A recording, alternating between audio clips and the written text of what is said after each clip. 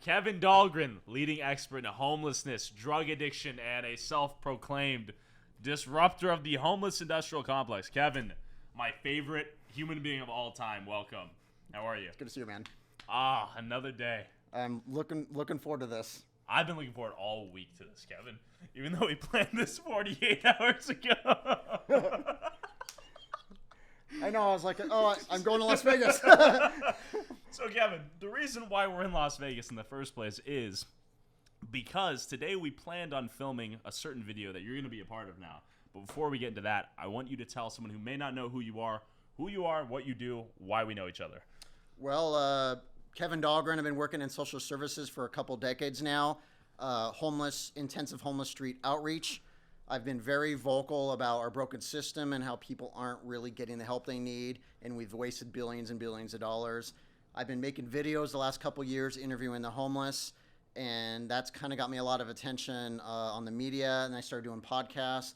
Long story short, as I started doing some documentaries, and then Tyler reached out, and we just sort of hit it off and just found, we work really, really well together, and we've produced some incredible stuff. So this has been a blast working with you. I'm so glad to see you again. You too, man. Viewers know that we've been a part of the Portland Adventure. Yes. Where Kevin is from, the city where every drug is legal, decriminalized all drugs. Measure 110, which we're going to talk about a little bit. And also, we just got back from Skid Row. The video will have been up right as they see this, too. We're going to release them in tandem. Yeah, that was exciting. Yes, we have many things to talk about.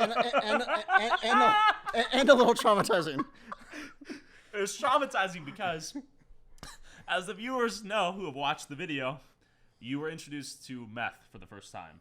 Yes. Or was it the first time? You can be honest. This is a safe place. It was the very first time I've sat around hundreds and hundreds of people smoking meth and fentanyl and all their drugs. This was the very first time a pipe touched my lips with the burning whatever inside, and there was smoke, and it was. And you're not lying, right? It was like a bad after school special. Okay. That was definitely a very challenging, awkward moment. Sitting in a tent where I really didn't feel like I just could stand up and walk away. But we can get into more detail why that happened. Sure. So, and just for context, Kevin and I met each other, like 2.5 months ago. I went to Portland, and Kevin was essentially my guide, educator, and safety guide to some extent to not let me get killed in Portland. And quite honestly, we did get into some sticky situations while we were there. Yeah, we did. How's Portland doing? It's still terrible. Okay. There's still a lot of problems, and yes, we got into some sticky situations because the reality is these are very unpredictable, complex individuals. You and I entered an encampment.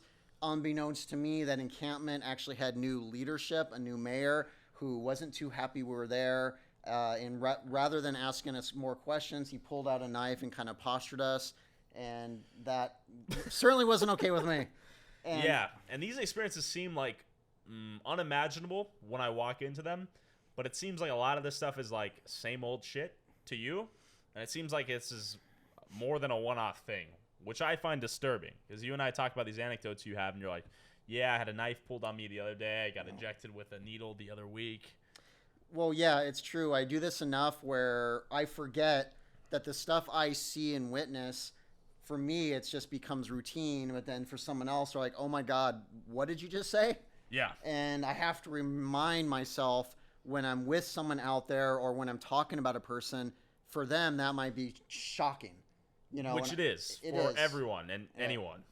It is. I mean, did you read the comments section on the Portland video? Yeah, I've read hundreds of them. They're funny. Yeah. But they also love you. Well, yeah. I mean, it was an incredible video. It really put a microscope on what's actually going on in Portland, Oregon. And what I respect about you is the fact is you had the courage to go out there and you filmed it. You did what nobody else will do. And that's why I love you, Kevin. Because you have balls of steel. I don't know what size pants you wear, but whoever your custom tailor is to fit the size of your nutsack needs a pay raise, because as the viewers know, not only is your courage inspiring, it goes against every survival instinct imaginable. And the reason why I got into an argument today about you, let me tell you the story, actually. Okay. So the reason I'm even here in Vegas, Kevin, Because I never told you why we were meeting in Vegas. No, I don't know why I'm doing. Why you're here? I don't know what I'm doing here. So Kevin, we basically forgot to do the podcast. I've been wanting to do a full-length, uncut piece per video we're making on the main channel, and I wanted to do a piece with you because I think you're an amazing, unique, endearing individual, and I think you have a very positive mission. And I think we have the ability, when working together and alone, and I want to project your mission to as many people as possible because we're highlighting real issues that need to be acknowledged, I think. The drug crisis, homelessness crisis in America. I'm rambling a little bit, but the point is, I came here to Vegas to assess this mole people situation. So the society of homeless people living underground in Las Vegas. Yep. Sorry. Society of people living underground in Las Vegas, and there's estimated to be roughly 1,000 to 1,500 people. They don't fucking know. They don't know. It's on a there's not a census or Well, I mean, who's going to go down there? Exactly, and apparently they go extremely deep. So we came down here. Logically, we wanted to get someone who knew the area and knew it well. So we reached out to an unofficial nonprofit, basically. It's called. Honestly, because I hate them now. Oh, yeah, I don't hate them. That's a bit harsh. I thought the way they treated you without meeting you, which I'm about to get to, was very unreasonable, and it frustrated me to my core. So maybe I won't name them, but it will come out eventually. It's a group of a woman with a faux hawk, a dude who's an ex-performer on the Vegas Strip. I'm just trying to paint the picture for you here. Okay. And then... I already don't like him either. It was an interesting cast, so I was trying to be non-judgmental, as I tend to be. I think pretty reasonable. I try to give people benefit of the doubt. Absolutely. I'm amazed. I'm continuing to be amazed by some people, but these people fit what I expected of them. Interesting. They emphasized very heavily early on that mole people was a pejorative. It was an insult. It was something like that of a slur, which I get, but I think part of the storytelling and part of the compelling nature of the story is that they're in such dismal conditions and have been driven underground like that of a mole. Yeah. So it paints the picture for the average person instantaneously, right? Yeah, I don't really, honestly, it doesn't sound derogatory to me. It really doesn't. I didn't understand. Even now, you're not supposed to say homeless, you're supposed to say houseless. Oh! That's what she kept saying! I was like, does she not speak English natively? I was like, I don't understand. She kept saying houseless. I was like, what is the difference? They're synonymous. Yeah, and I've gone to fights with people like this. When did this become a thing? I know. Well, that's the thing. Houseless? What are you, stupid? I know. So this is why I get into battles with these people, is that they spend more time talking about how to say the nomenclature, what they're doing rather than actually doing the work. Okay. We're on the same page. I'm glad we're here. So she's saying these houseless people this, these houseless people that, and we meet at basically like a speakeasy almost. Mm-hmm. To discuss the terms and negotiations of how we can behave. So I show up putting my best foot forward as I do, and I want them to be comfortable filming with us and showing us around and introducing us to their connections. So I go in there, I'm like, hey, we totally understand that you guys don't want us to call mole people. Actually, I don't even know if we brought that up. We didn't even get to that. They basically front loaded it with we walk in there. And they're super you can sense an unspoken anxiety in the air almost, like we're loose cannons, which I don't think we are, but I do acknowledge that our style of journalism or documentation is show up, film, reap consequences, figure it out later. Well, you were more than respectful in Portland and in Skid Row. You were assertive, you were proactive, you got the right interviews, it's exposing the truth. That's what you got to do sometimes. And bar none, the entire time you showed nothing but respect for the homeless. In fact, they probably like you more because of your assertiveness and your directness. Okay, I appreciate that. And I think the same way about your approach, because I think you're very kind, welcoming. You give these people physical contact. Yep. Maybe sometimes it's not their shtick, but I think you humanize these people, which is very unique. From what I've observed. Well, yeah, I'll sometimes be like, hey, how's it going? They're like, I'm not ready for that. Yeah, they're just and that's out. fine. Yeah. Some people are great, some people are not. It just depends. From what we've seen, there's a clip I was just watching on the Skid Row video where this guy comes up to you, shakes your hand, you shake his hand, and then at some point you give him a fist bump and he just freaks out. I'm like, what is this guy's problem? Yeah. But obviously these people have different issues that are whatever. We'll discuss that later. Point being, we're in the speakeasy. There's an unspoken anxiety in the air. They're really anxious on how we're going to film. They're outlining these very specific requirements of what we can and what we cannot do. Basically, we need, like, to follow them at all times. They need to go forward and assess the situation and give us the thumbs up to do anything, basically, like, to a T. I already have a comment on that when I'm ready. When you're ready for me. Okay, let me outline the full situation, then I want you to go off. But if you feel so passionately, you can interject at any point. Okay. So they're really, like, railing us right off the bat, and we've already donated $1,000 to their organization, technically $900, but they required a $900 donation for us to work with them. We presumed that was going to food, and they mentioned some of it would go to cash interviews. So we show up to this thing, and that's an important detail for later. So they're basically like, you film what we allow you to film. We want to see the edit before it goes out, and it seems like they wanted creative control to some extent. And they also just would not let us do our thing. So I'm confused from the get-go because our whole shtick is more or less to capitalize on the serendipity of life and the opportunities that present themselves from wherever. Someone shows up, they want to speak, and they want to share us their story. Why would I allow her to limit my ability to express and megaphone this guy's story? So I'm a little bit, like, confused, but I'm willing to try it out. I'm like, honestly, I get where you're coming from. I want you to understand that we don't want to make this uncomfortable for your crew. We want you to retain these relationships. With that being said, we also have a bit of a duty and objective to shine a light at this problem, if there is a problem, and to show it to the degree of honesty I think is required to actually acknowledge that it is a problem. Absolutely. Which I'm like immediately like, I'm a little bit frustrated because I feel like they want to shape the narrative in a certain way right off the get-go, which everyone does subconsciously, and I'm sure I do too.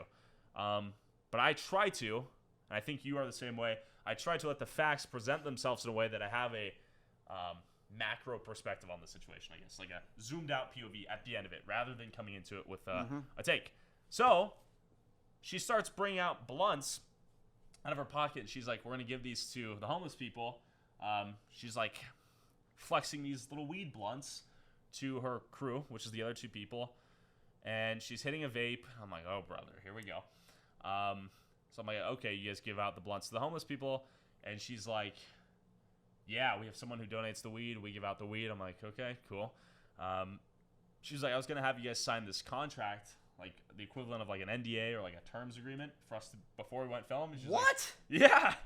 That doesn't make any sense. I was like, hey, I'm not a lawyer, but I don't think I'm going to sign anything, but we're going to be respectful. Let's go get ready and go do our thing. Because I don't want to sign anything. And I'm like, also I show up to sign something after I've given them $900 and I've flown here for their charitable organization, right? So we go to the car. We're a little bit weirded out. But I'm telling Pasha, I'm like, let's see where this goes. Maybe they're just a little skittish, a little freaked out. Maybe we've done a video at McDonald's where we, maybe not our best foot forward. But we're on a good stride right now. I think we're doing good work. So I'm trying to be understanding. We go to the car. We come back with the camera stuff. They begin receiving food from a local business that donates 100 meals a week, right? So, which is great, but I'm like, okay, where's my money going towards? Why do they require a donation for us to capture this? Do they just want a documentation fee, which is a different conversation, but they're framing it automatically inaccurately is my takeaway. So I go to mic up the woman who seems to be like the main lead. She's like the talking piece, right? So let's say I'm filming with you. Okay. This is...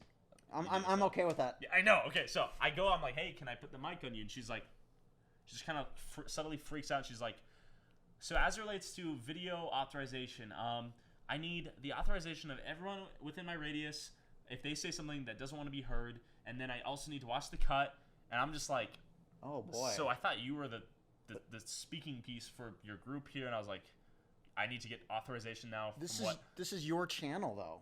Sure, I was like, that's insane. We're getting neutered right off the bat. And I'm like, okay, well, I mean, are you not here to communicate the situation to us and be the kind of vocal piece for your group? And she's like, just exerting her dominance on me. She's like, we need video authorization, blah, blah, blah. And the other guy chips in and he says, I saw that video in Portland, and this is where I get mad. He says, I saw that video in Portland with that asshole who was giving out $5 bills, and no wonder he gets stabbed and punched all the time because he's super disrespectful. And so I'm going to let you respond to that, and then I'll tell you what I did afterwards. Well, I find that interesting that I'm getting stabbed all the time. And for the record, how many times have you been stabbed? Only been twice. And the few times I did $5 bills that day was so 2 people can buy sandwiches. And I would completely disagree that my approach, if you actually look, 90% of every person we engage with, it went extremely well. If you actually go on my Twitter, the hundreds of people I've interviewed, it's gone incredible. But again, we ended up in an encampment where emotions were very high that day because someone we know and we're looking for, and even mention him by name, had just died. K9. We know he died at the time. We did not know. And so that is why people were understandably upset. And so for anyone who doesn't even understand the logistics, because some of it made the cut, some of it didn't, basically in that video, I'm pretty sure, you're like, hey, can we offer you $5 bills for to talk to you for a little bit? As a basic needs stipend. For some people, if they were kind of like, we could tell they were hungry or super thirsty, it was very hot that day. Most of the time, no. But also, why not? I understand why that's probably. Yeah, how is that different than giving them food, giving them water, giving them a damn joint? I mean, come on, right? Sure. I'm serious. And also, we definitely gave away money that didn't make the cut, and we're also just giving money out. Because why not? It made their day, and that's great. I agree. So this is my immediate thought. We're on the same headspace here, and I'm immediately frustrated because I'm like, A, you don't know Kevin. B, you don't know the decades he's dedicated to this field of work. Decades. I'm like, what the hell? Yeah. You don't know this guy. This is Kevin. I'm sorry. Are they like in in early 20s with limited sort of life experience? 40s, maybe 50. Okay. But like old enough to not be what I was witnessing, in my humble opinion. Yeah. Granted, I'm 23. Anyways, I have my judgment though. So I go in there. I'm like, hey, so can I film myself? Can I film? Actually, no, I don't even ask. They say, You can film us putting the food in the cars.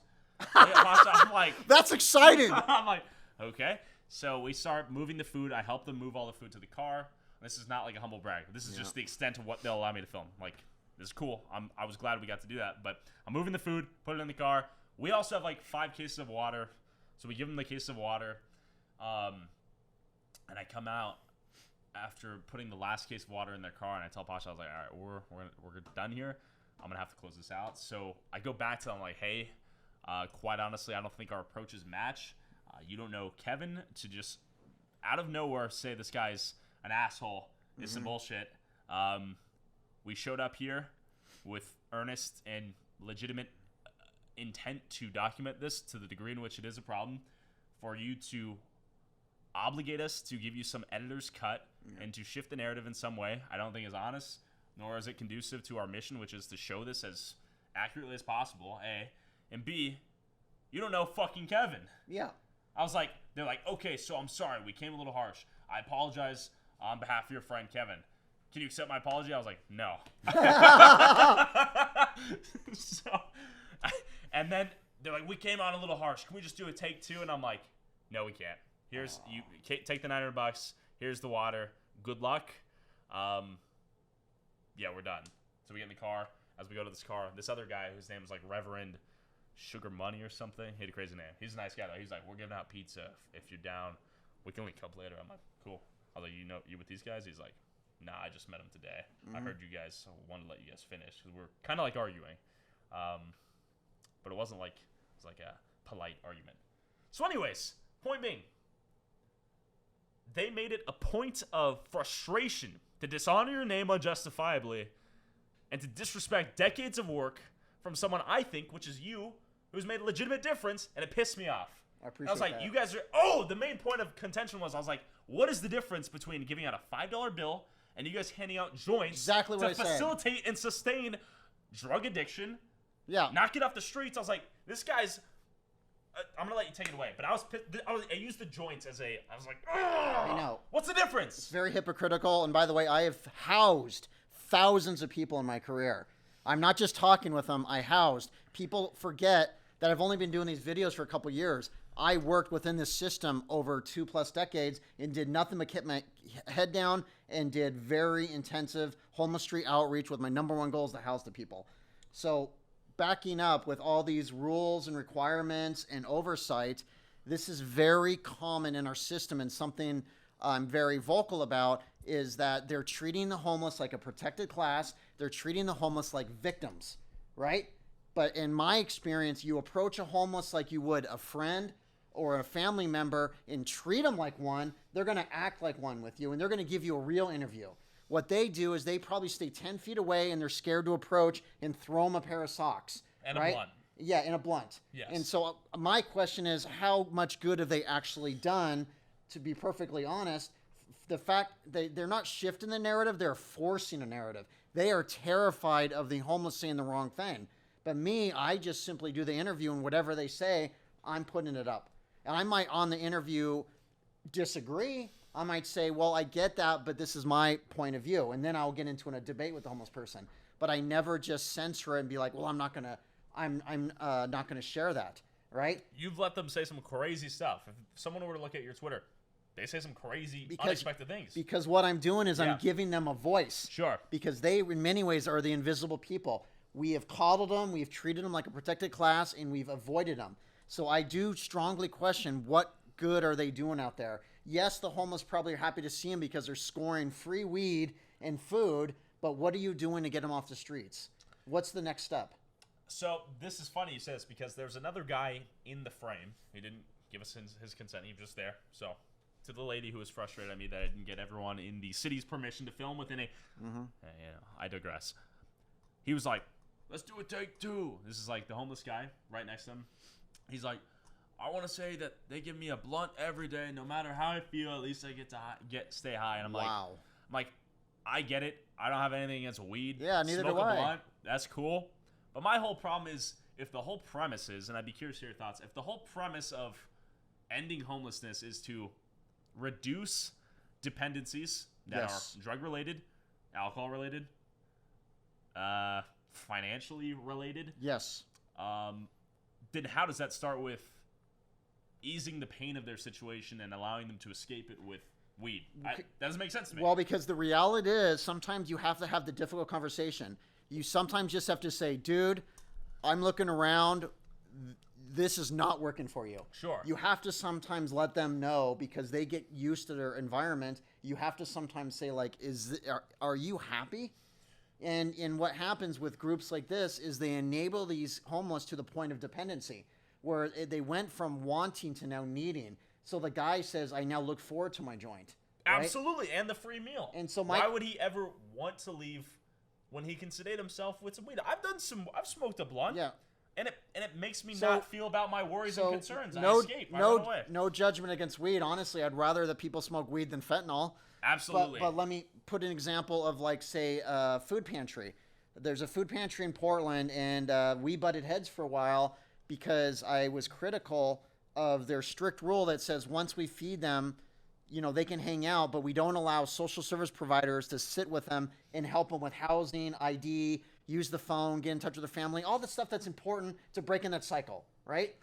And I says, well, then yes, what? Breaking the cycle. This is a powerful term. So then my question, I says, well, how are you making a difference? Okay. And so he got frustrated. He said, he pointed to a guy. He says, see that guy over there in the corner? I've been working here for 10 years. I have served him every day for 10 years. And I said, well, think about that, sir. He's a homeless man who's been eating here for 10 years. What good did you do for him? A decade later, he's still street homeless. Teach a man to fish. Yeah, teach a man to fish. And he was kind of paused for a moment and kind of reluctantly admitted, oh, wow. And I was just like, come on. I have nothing against feeding a homeless person. But once their belly is full, why not have the conversation? Hey, what's the next step? Who are you working with? Where's your family? Ask those questions and get them connected to services. Now that they like you and they have the rapport, this outreach team in many ways has a great opportunity because they trust them. They're safe. They could probably walk in and feel and never get hurt, right? Yep. So why not then the next time they go there be like, by the way, today I don't have joints. I don't have food, but what I have is resources. So what I brought today was phones so you can call your family. What I brought was applications to fill out to go into housing. I want to break this cycle. I never want to see you here again. Sure. That should be the attitude. Sure, that attitude is not My there. number one goal in life, folks, is to end homelessness, to work myself out of a job.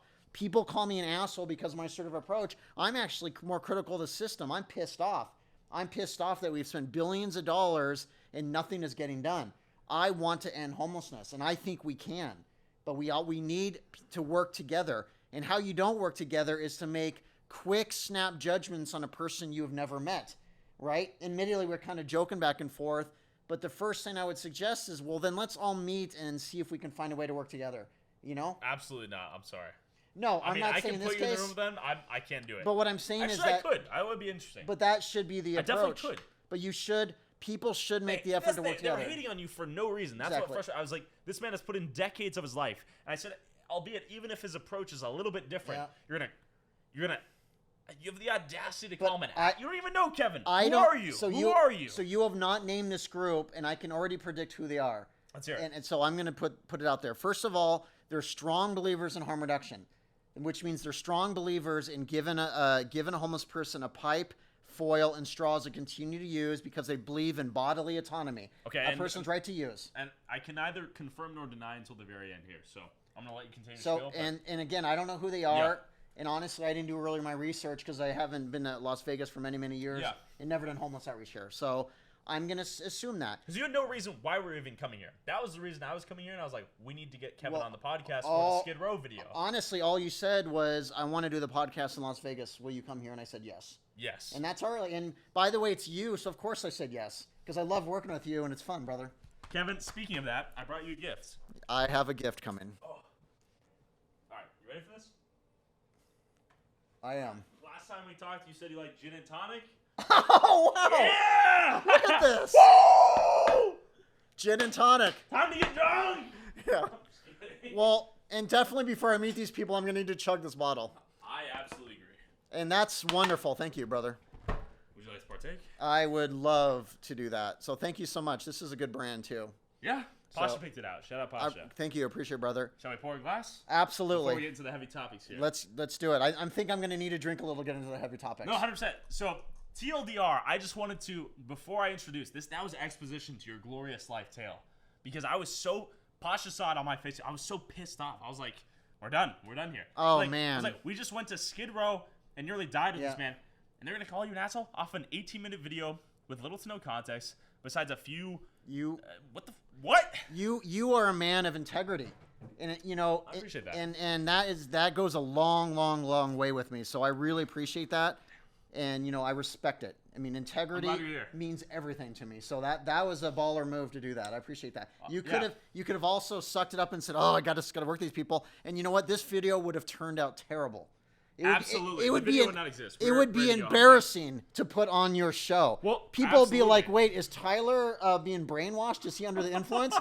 like who? Like is he in a cult?" No, 100%. And for the record, I have no problem with weed. But my frustration was, I was like, how am I going to earnestly come to this situation, see people struggling with, let's say, dependencies, let's say identity loss, let's say financial lack thereof, and then come to them and the answer is, hey, we brought blunts, and then feel good about walking away as they get high in a tunnel in 120-degree heat in Las Vegas desert. I added nothing to the equation of highlighting a problem, adding value to the problem. I helped facilitate and maybe even fund blunts. Yep. What is this? What have I done? So I'm where? a villain. Yeah, I'm curious where that 900 went. I think it went to their pockets. Something went on. But you know, it showed a great deal of disrespect to even suggest that they edit your video. You have been doing this for many years, and I told you this. Maybe it's like an editor approval Okay. of the cut. So essentially editing. Yeah, but I told you this weeks ago, and I've seen all your videos now. You're one of the finest investigative journalists out there right now. Hey, Kevin. You have the courage to go out there to tell the truth and to expose what's really going on. And I've been encouraging you to stay on this road because what you're doing is very important work. And shame on them because clearly they have never seen anything you've done. Because if they watched it, they would be inspired, be like, we got to let Tyler be Tyler. Oh, they watched it. They disliked it and they disapproved, and they had some spineless coward coward-esque words for you. And you're the frontline trench-digging warrior on the front lines of human tragedy. And I'm like, fuck you guys. Honestly, you're going to go smoke a blunt and talk shit about Kevin? Fuck that. I'm out. That was my frustration. I was like, I'm not trying to be a dick. Thank you, by the way. And no, that means a lot to me, brother. Of course. And the viewers, they most likely have seen Portland and Skid Row at this point. But in your Twitter bio, it says, in disruptor of the homeless industrial complex. And I bet they absolutely hate that I say this. I bet you they don't even know what those words mean, eh? So, well, they don't. Explain what that means. Yeah. Well, I will say this, is they probably feel like I'm personally attacking them. Houseless industrial complex. Yeah. Sorry for that. That's why they hate me, because I didn't call it the houseless. So here's why I call it the homeless industrial complex. Okay. I have done this work many years, and what once was a cause has become a multi-billion-dollar industry. And if money were the solution, we would have solved it by now. And right now, as it stands with these broken backwards policies, major cities like Las Vegas, Portland, Seattle, San Diego, Skid Row, LA spend hundreds of millions of dollars a year, yet the crisis continues to grow. People are profiting off the homeless. And I am just saying that's completely unacceptable. Not to cut you off, but I just did, I suppose. But we were thinking, I was like, why would they think that the solution is to bring these guys blunts in hand? And then I realized, so what would they do day to day? How would they virtue signal if the problem actually got solved? And maybe this is a question later. I would be curious if all homelessness ended tomorrow, what you would then do is you probably sail off into sunset and rise. A mission accomplished. Well, and I've always said this. Look, if we can end homelessness, and it's not if, it's when. I'm a big believer in when. When will that one community come together, find a way to work together and solve it, and then every other community can duplicate that model. And that's what I hope for. And yes, I probably would go off on the sunset, but it's important to remember that as you should. That You've dedicated your life to this, and eventually I'm going to want to go to Hawaii and stay on a beach for a few months, right? And but look, what I say to this is, it's not like people are necessarily going to lose their jobs. Yeah. Half will, but when you end homelessness, you have to pivot. You have to pivot to retention and prevention.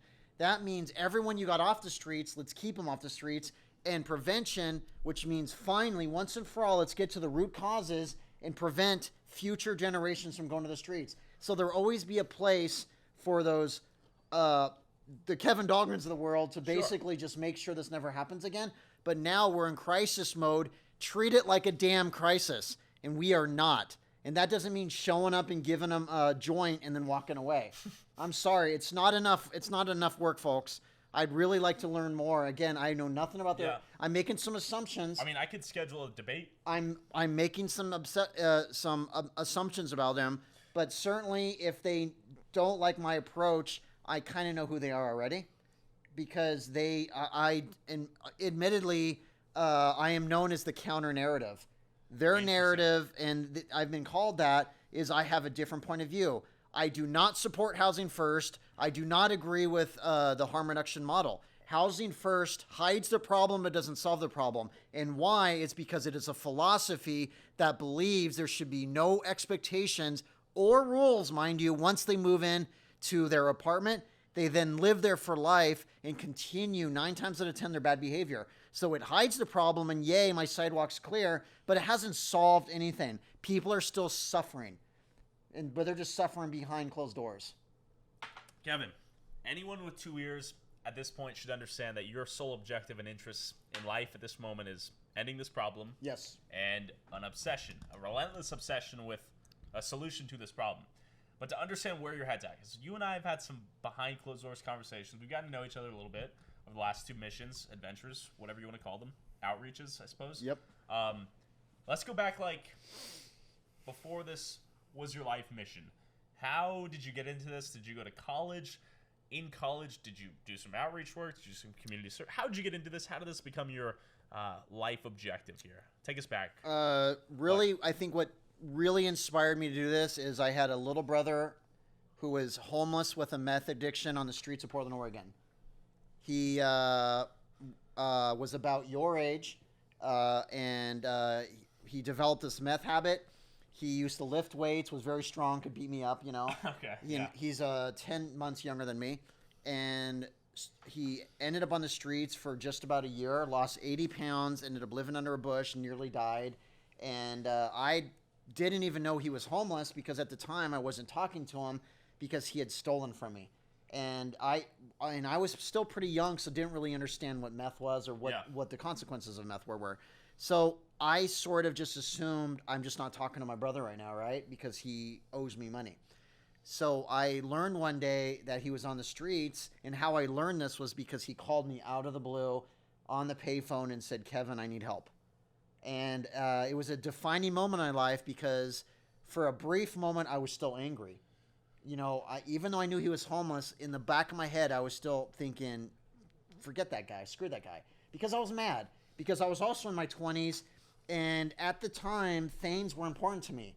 My jacket, my tapes, my whatever, it was important to me because I was poor and I had worked hard for that stuff. But then the most incredible moment happened was this voice came into my head and simply said, "Kevin, now is not the time to be mad at your brother." Meaning, let the anger go. It completely disappeared, and all I thought was, dear God, my little brother's on the streets. And I said, "Jason, move in with me right now." And that day, he moved into my small studio apartment. The studio apartment, mind you, is half the size of the room we're sitting in now. He lived with me for a full year. I moved into the closet, which was a tiny, just enough so it felt like we had space. This is in Portland. And and it was a small studio apartment. And I knew, my gut told me he would be dead in a week if I didn't invite him into my house. So I moved into my house for a full year. I said, "Jason, there's only 2 rules." And this is before I went to school. Yeah. I said, "Jason, I only have 2 rules for you. Get healthy and stay clean." Right? Meaning eat as much as you want, sleep as much as you need. I'm not going to force you to work right now because you are a hot mess. And I knew it was going to take time. And it would be insane for me to assume that he's going to be able to work, which some family would do. "You need to pull up your bootstraps." I was like, no, this is my brother. Yeah. So he did exactly that. He started going to AA and NA meetings, staying sober. He went through many challenges through the withdrawal, which living with was not fun. I'm not going to lie. It was like, he was processing a lot of trauma because the fact is bad things happen to him on the streets as they happen to a lot of young men and women, right? Something that took him many years to process and stuff. There's just a lot of victimization, whether most people won't admit it, but bad things happen. So anyway, long story short, he eventually got into recovery housing, and now to this day, he gives back. He now mentors people that are on the streets and wanting to get off the streets and says, "I did it, so can you." So he gives back. And by the way, his day to sobriety is the day he moved into my apartment. He has never used since. That's awesome. And so that's what inspired me. I was actually in college at the time, and I had studied for a year, dumb classes. What did you study in college? Well, in the very beginning, What was your major? I was just studying art and English literature, as every 20-year-old in the world does first, right? Sure. Because we all love English lit. You're very well spoken. You can monologue for hours. That's what I also Well, like about you, by the way. Back in the day, when I was in my early 20s, I became a fairly well-known published cartoonist. And so that's what I used to do. Is I was published throughout the country. I used to doodle when I was a kid because I was really quiet. And so I ended up writing this very popular comic strip and drawing it and stuff. And I ended up getting published. What was it called? Left Side of the Brain. I'm so excited to look into this. And I have it on my phone. But by the way, this is how old I am. Yeah. This was pre-internet. How old are you, Kevin? We can skip. Well, my guess is 38. My on my headshot, my acting headshot, I can play a 28 to a 38-year-old, and I'm between 5'7" and 5'9.5". So if anyone, This is a tall guy, but he's also in a relationship. Yes. So listen, Sorry. We cut that. no, we're not going to cut anything. So anyway, that's kind of my backstory, and it inspired me. I switched my degree, and I thought I had a knack for it. I said, you know what? Maybe I should just start doing this. And so I went to school. I eventually got my bachelor's degree, then went back and got my drug and alcohol degree, and then I did continuing education, ended up with a lot more certifications, where I now am clinically trained to do street assessments to assess a person's addiction, and I could get them placed into recovery programs immediately because I have those credentials. And so I don't just show up to a camp and give them a granola bar and walk away. Yes, when I'm doing my videos, it might be there for more advocacy, where I'm trying to share the truth. Educational, but informational. What I don't also show is I also spend the other 90% of my time actually doing the work. Sure. Meaning my head down, hey, you want housing, I'm going to do this. Sometimes I talk about it, sometimes I don't. It depends on the person. And if you actually follow me on social media, you'll see that a lot of my videos, I show success stories. It's not just like, tell me about drug addiction, tell me about homelessness. Sure. I will share this family I helped, and all it took was this. And really, it's all about connecting the dots. You know, I am obsessed with identifying a person's barrier. What was your barrier? What led you to the streets or kept you on the streets? If you can find that barrier and help them with it, we break the cycle of homelessness. And 9 times out of 10, folks, the barrier is not as big as you think. I'll share a quick example. I was in the deep woods of Deschutes Forest, and I met this wonderful family, and it's actually, I was on the local news about it, and I'd only known him literally 5 minutes, and he gave me his life story. Because he's like, who is this guy? But my God, he gives a damn enough to ask the right questions.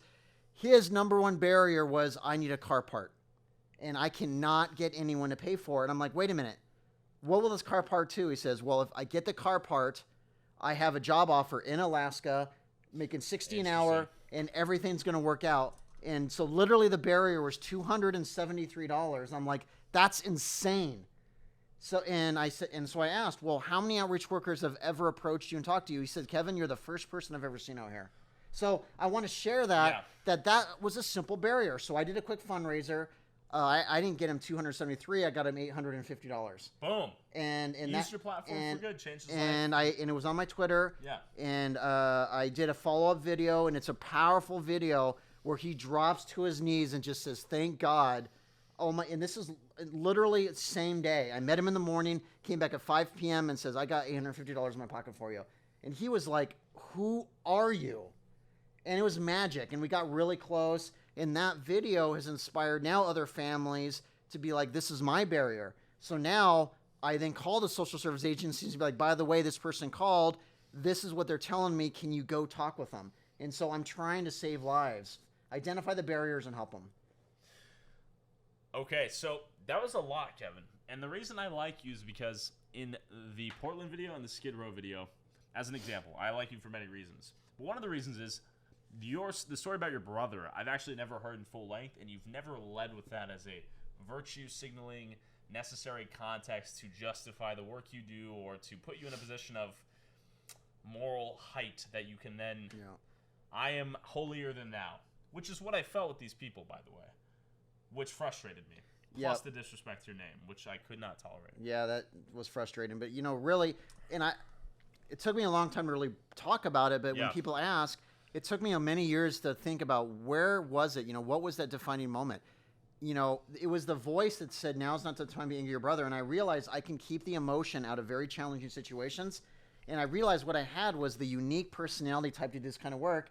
And I did not want to waste it. Yeah. I did not want to waste it on sitting in an office somewhere. I realized I think my calling is to do very intensive, crazy work that in many ways has been a big sacrifice. Doing this kind of work has a lot of sacrifices on your personal relationships and stuff, because the fact is what I see and experience every day can be quite challenging. And I'm not some Superman that can kind of just like, oh, that was fine. I've gone home many, many evenings where I'm like, I'm like, oh my God, what the hell did just happen? And, you got to meditate. Yeah. You got to eat healthy. You have to exercise. You have to pray, whatever it is, but you got to get that stuff out of your head, because I have seen thousands of terrible things out there in my many, many years. And I'm able to kind of just reset and then go back the next day. And I'm somehow still unstoppable. I don't know what I wake up every morning and be like, I'm going to go out there. So, Kevin, last time I saw you, you had just had a meth pipe put in your mouth, and we thought you may or may not have been high, and we never got a follow-up. So I want to know, A, do you think you were high?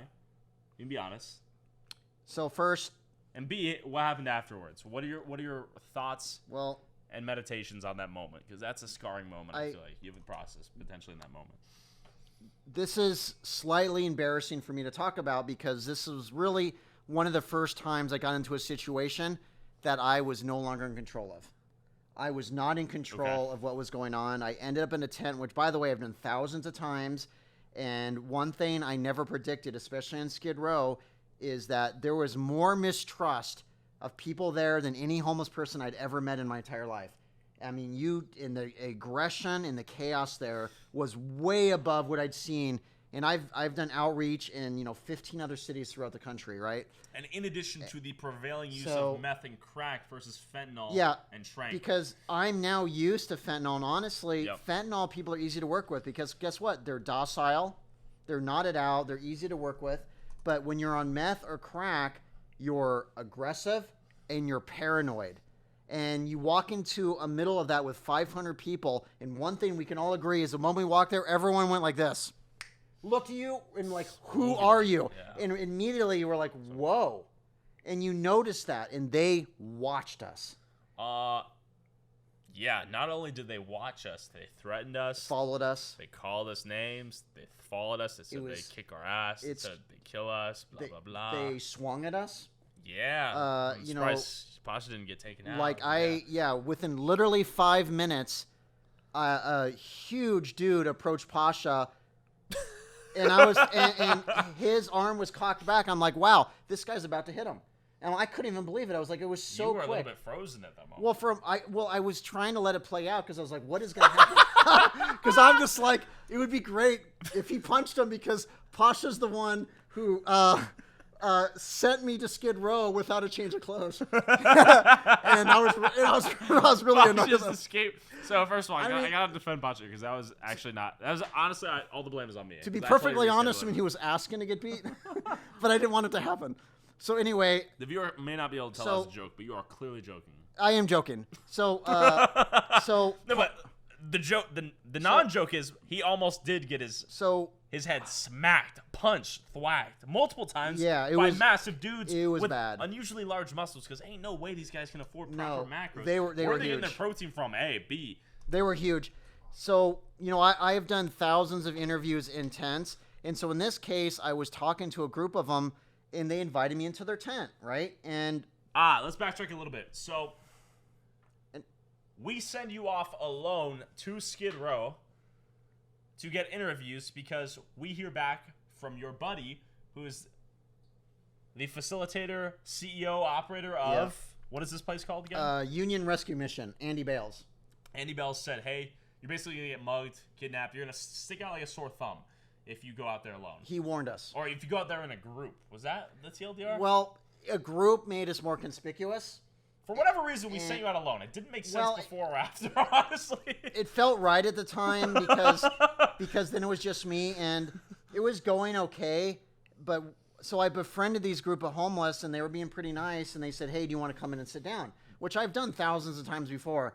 So I sat there, and there was 4 people in the tent, and the 3 others were very quiet. And the guy next to me wearing a Jordan 23 shirt was asking me a lot of questions and was really curious who I was. And so long story short, he just paused for a moment, looked at me and said, are you a cop? Ooh. And I'm like, no, I am not a cop. And then boom, I called you. Yeah. And but I called you right at that moment too, right? You called me. Important note. And I said, I said, I'm in a, I think I said, I'm in a sketchy situation. I got to go, and hung up on you. You absolutely did say that. I think I said, yeah. I says, I'm in a sketchy situation. Said, hey, Ty, I'm in a sketchy situation, but. So, and he said, well, prove you're not a cop. And I was like, well, I don't know how to prove that, but I'm not, right? In hindsight, what I could have done was showed him some of my videos of my outreach and stuff, but I wasn't thinking that way because he was really like on my ass. So I was sitting here, he was sitting here, and he was like this. He was looking. He was literally 4 inches from my face, and it was intimidating. Did you think he was gonna kiss you? And so, not kiss me. And so he paused for a moment. He says, "Well, I think I know a way." And I'm like, "Okay." I said, "Like, I don't know." So he pulled out a meth pipe, and he started taking hits. And of course, first what he did is he smoked a big hit, and he slowly blew it in my face. And by the way, meth is a terrible smell. Will give you an immediate headache, and it's just bad. And I kind of was like. But I also, and then I kind of just joked a little bit saying, well, whatever, ha ha ha, I'm not, see, I didn't walk away, right? So then he pauses for a moment, and behind the tent was this hole, and he whistled. What do you mean a hole? It was You a mean hole. like a trench? It was. It was a no. It was a triangle cut out in the behind of the tent. So like there was like a peephole, and so he looked and he could see across the street, and he whistled. And when he whistled, two men walked over and guarded the tent. And then I said, "Oh dear God!" I was like, "Wait a minute! I think he did it because of me, because now I can't go." So then he grabbed his chair and he went like this. So now he sat closer to me, and I'm like, and I'm literally thinking, how am I getting out of this situation? Like, this is weird.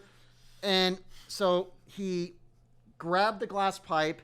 He took a hit, and I could see the I could see the glow. It was smoking. He went like this. He says, "I need you to take a hit to prove you're not a cop." And I was like, "Well, I'm not going to do that." He goes, he says, "Well, then you're a cop." I says, "No, I'm not. I just don't use drugs." He says, "I need you to take a hit." And I was like, "I'm not going to do that." Right. And I'm like, and I wasn't sure how much he was kidding and how much he was serious. Right. Sure. And it just was a very awkward situation because one of the guys behind me, I looked behind me who was peeping in the hole. Right. So they were watching me. The two females and the male was just staring there, not saying a word, but really curious how it was going to play out. And I wasn't sure how to feel them out. Yeah. So anyway, he finally just was getting frustrated with me, lit it again for a minute till I saw that orange glow like you would of a burning coal, right? And then grabbed the pipe, got up to me, and not to invade your space. Yeah, go for it. But it was a warm pipe. He went like this, and he forced it. He held it. By the way, this guy was like Mike Tyson arms, right? Oh, he's massive. Yeah, so he forced it into my mouth. I went like this, right? And I could feel the warmth of the glass pipe, and I could taste his saliva. Like, it was that bad. And I was literally like, this is a bad situation, right? Yeah. And he goes, "Inhale." And I'm like, I was like, I was trying to talk. I was like, I'm not going to inhale. But then sort of just by the fact that people breathe, I had to inhale because the pipe was in my mouth. And so I just kind of went, and just kind of pushed him away and said, "I'm not going to do that." By that point, I'd already... You think you got high? I got meth into my mouth, and some of it entered my system. Yeah. And the fact is, a few minutes later, I felt the effects of meth and freaking amphetamine. Because you were hyped up afterwards. And you were on it. Mostly, I was traumatized. Like, that is the craziest thing that's ever happened. I felt like it was a complete and utter violation. Sure. And I was shocked. And I was so pissed. I no longer cared about my safety. And I literally turned to him and said, what is wrong with you? Sure. And I looked at the other guys and said, what did you actually say? So what I said is, are you serious? Right? And so I looked at the guy sitting across the way, and he was the older guy. And I said, "You know what? I don't know who you are, but first of all, I was pissed off that he didn't stop it because he felt like he was like the elder. And I was annoyed. And then it dawned on me. I said, well, wait a minute. I can prove who I am. I just did I literally just was in local media about the family I helped with the car part, and it's on my phone. Can I show you? And I raised my voice. I said, well, give me a break.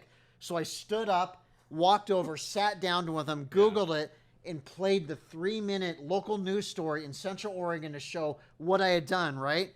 He watched it, right? He looked at me, and he goes, "Our bad." And all of a sudden, everybody was cool. And they just kind of smiled and says, "You're cool. You're our bad." Interesting. That's fast. And they were totally okay with me being there, but I had to basically forcibly take meth to gain that trust. After the fact, we spoke with Andy Bales and other leaders out there. They said that is a very, very common practice. I'll move away from you now. That's a common practice where newbies... I was trying to soak that in. Because they're so aggressive out there... Yeah.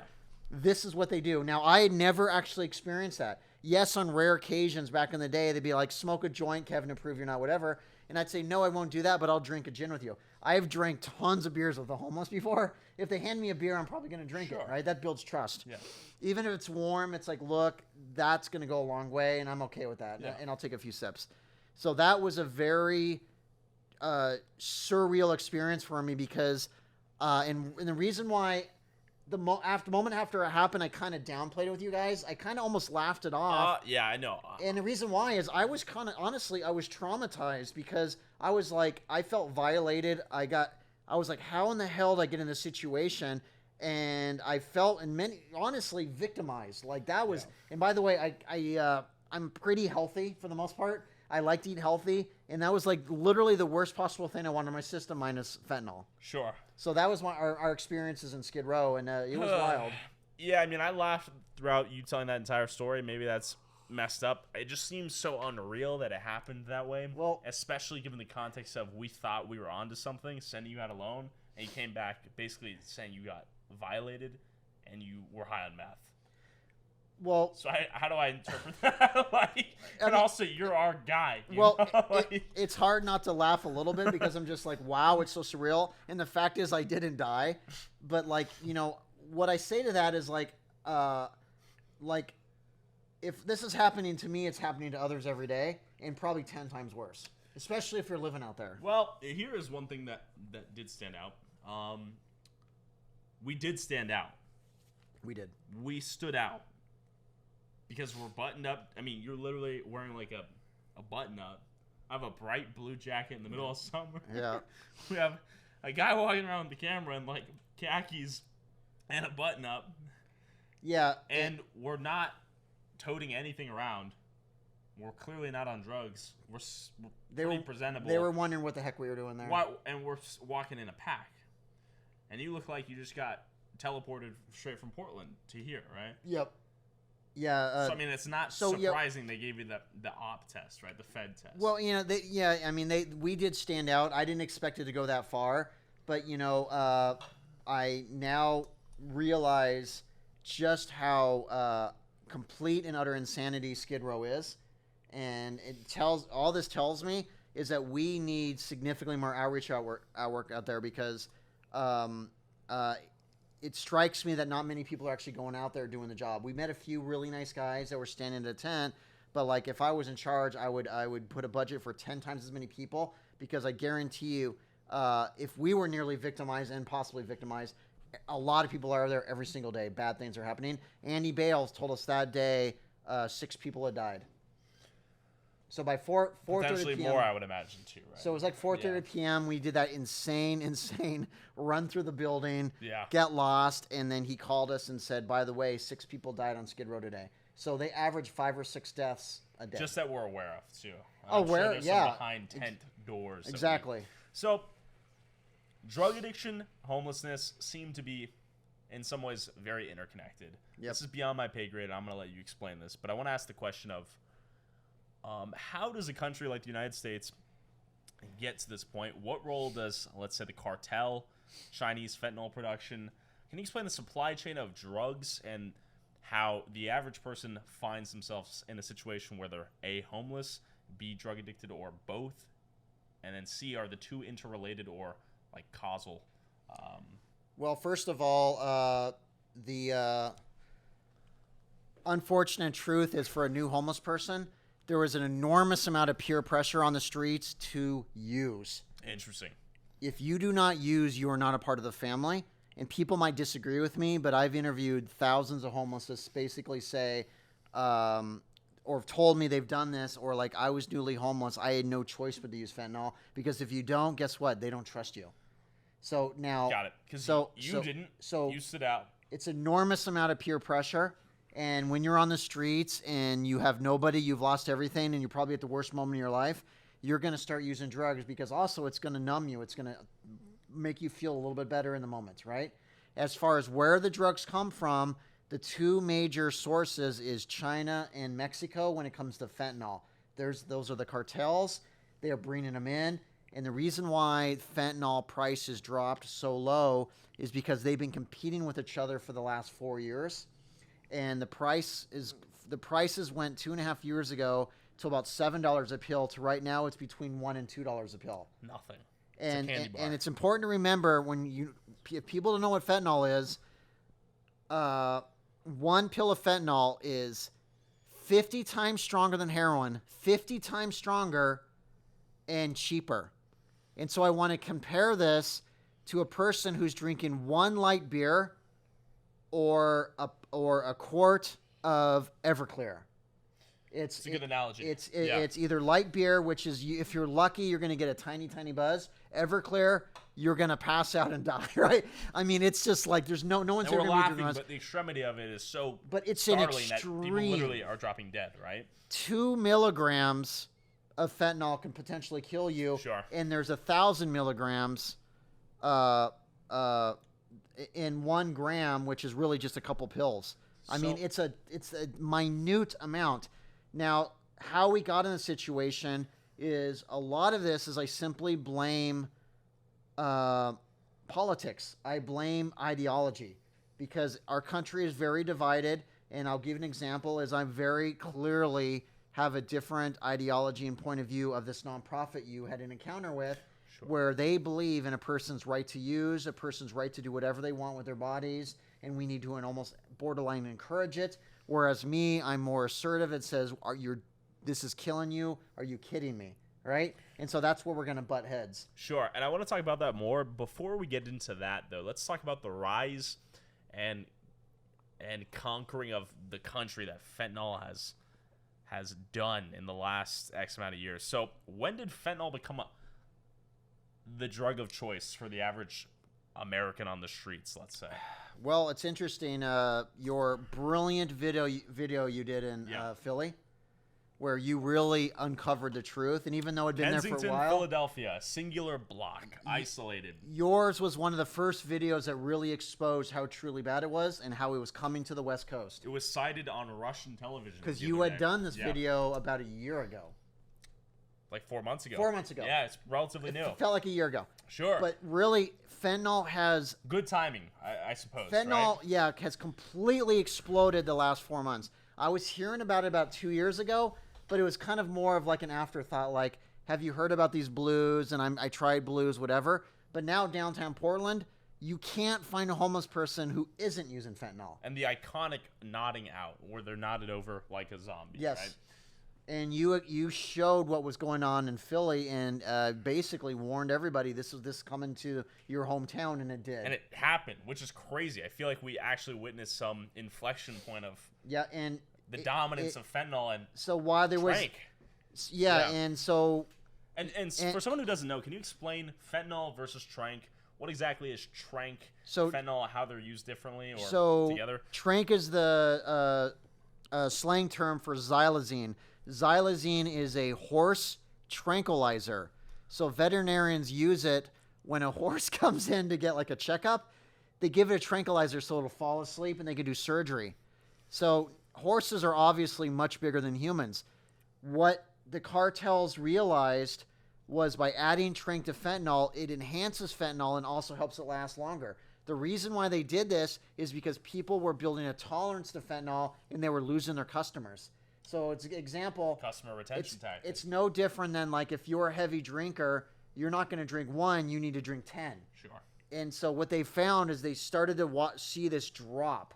Now, we can both agree this is evil AF that they did this because fentanyl's deadly as it is, but now adding trank, it's made it deadlier because trank oftentimes forces a nod out of almost 6 to 8 hours. And it was a crazy concept. A human being is incapacitated essentially. But most common overdoses most commonly happen within the first hour. So that means the trank has forced them, and you, by the way, you won't be able to wake them. Yeah. They are in La La Land for several hours. And why we've seen this significant increase in overdoses and deaths is because while they're under the influence of trank and fentanyl, they're actually dying of an overdose while sleeping. And so when you see a person in a restless sleep with the skin melting off their body, there's a good chance that they're overdosing, but they can't scream for help. So let's break a few things down here. So trank has the unique properties of necrosis, right? It degenerates and deteriorates the flesh. Correct. Similar to the point of amputation. So we saw a guy in Skid Row who said he got bit by a brown recluse spider. Yes. It's unlikely, right? That was trank. Definitely trank. 100% trank. His arm is literally decaying. Well, first of all, he admitted he was a fentanyl user. And by the way, most fentanyl users don't know they're using trank. because it's given to them. It's added before they receive it. Some will request it, but most don't realize it, and they don't notice until after they've taken it and they realize just how powerful, but also how lethargic they feel afterwards. Sure. So for educational purposes only, and I think I have to clarify this for YouTube, whatever. Can you explain how fentanyl is primarily consumed or put into the body versus trank? Well, and this is interesting. I appreciate you asking. Yeah. By the way, the biggest justification to harm reduction activists is why we hand out fentanyl foil is because injecting isn't as safe. Nobody is injecting fentanyl. They are smoking it almost 100% of the time. And they say this as a way of justifying why they're giving a person a pipe or a straw. And I'm saying this because that's their justification, and that's completely insane, right? They are not injecting it. They are smoking it. How a high percentage of people use fentanyl is you use a piece of tinfoil, you place one pill on top of the tinfoil, you light the tinfoil till it's heated, and then you use a straw and you inhale because it burns the pill. It's like a how-to tutorial and you're giving for the viewers on how to use Fetty. And what normally you'll see is a person either wears a hoodie or a blanket, and what they do. Now, the reason why they're doing this is because they don't want the smoke to escape. Got it. Because they want it. They want to maximize the high. And by the way, versus trank, it's very easy to see. And by the way, everyone knows. I mean, but that's how you use fentanyl. Is and that's why downtown you always see people clutching a straw and foil.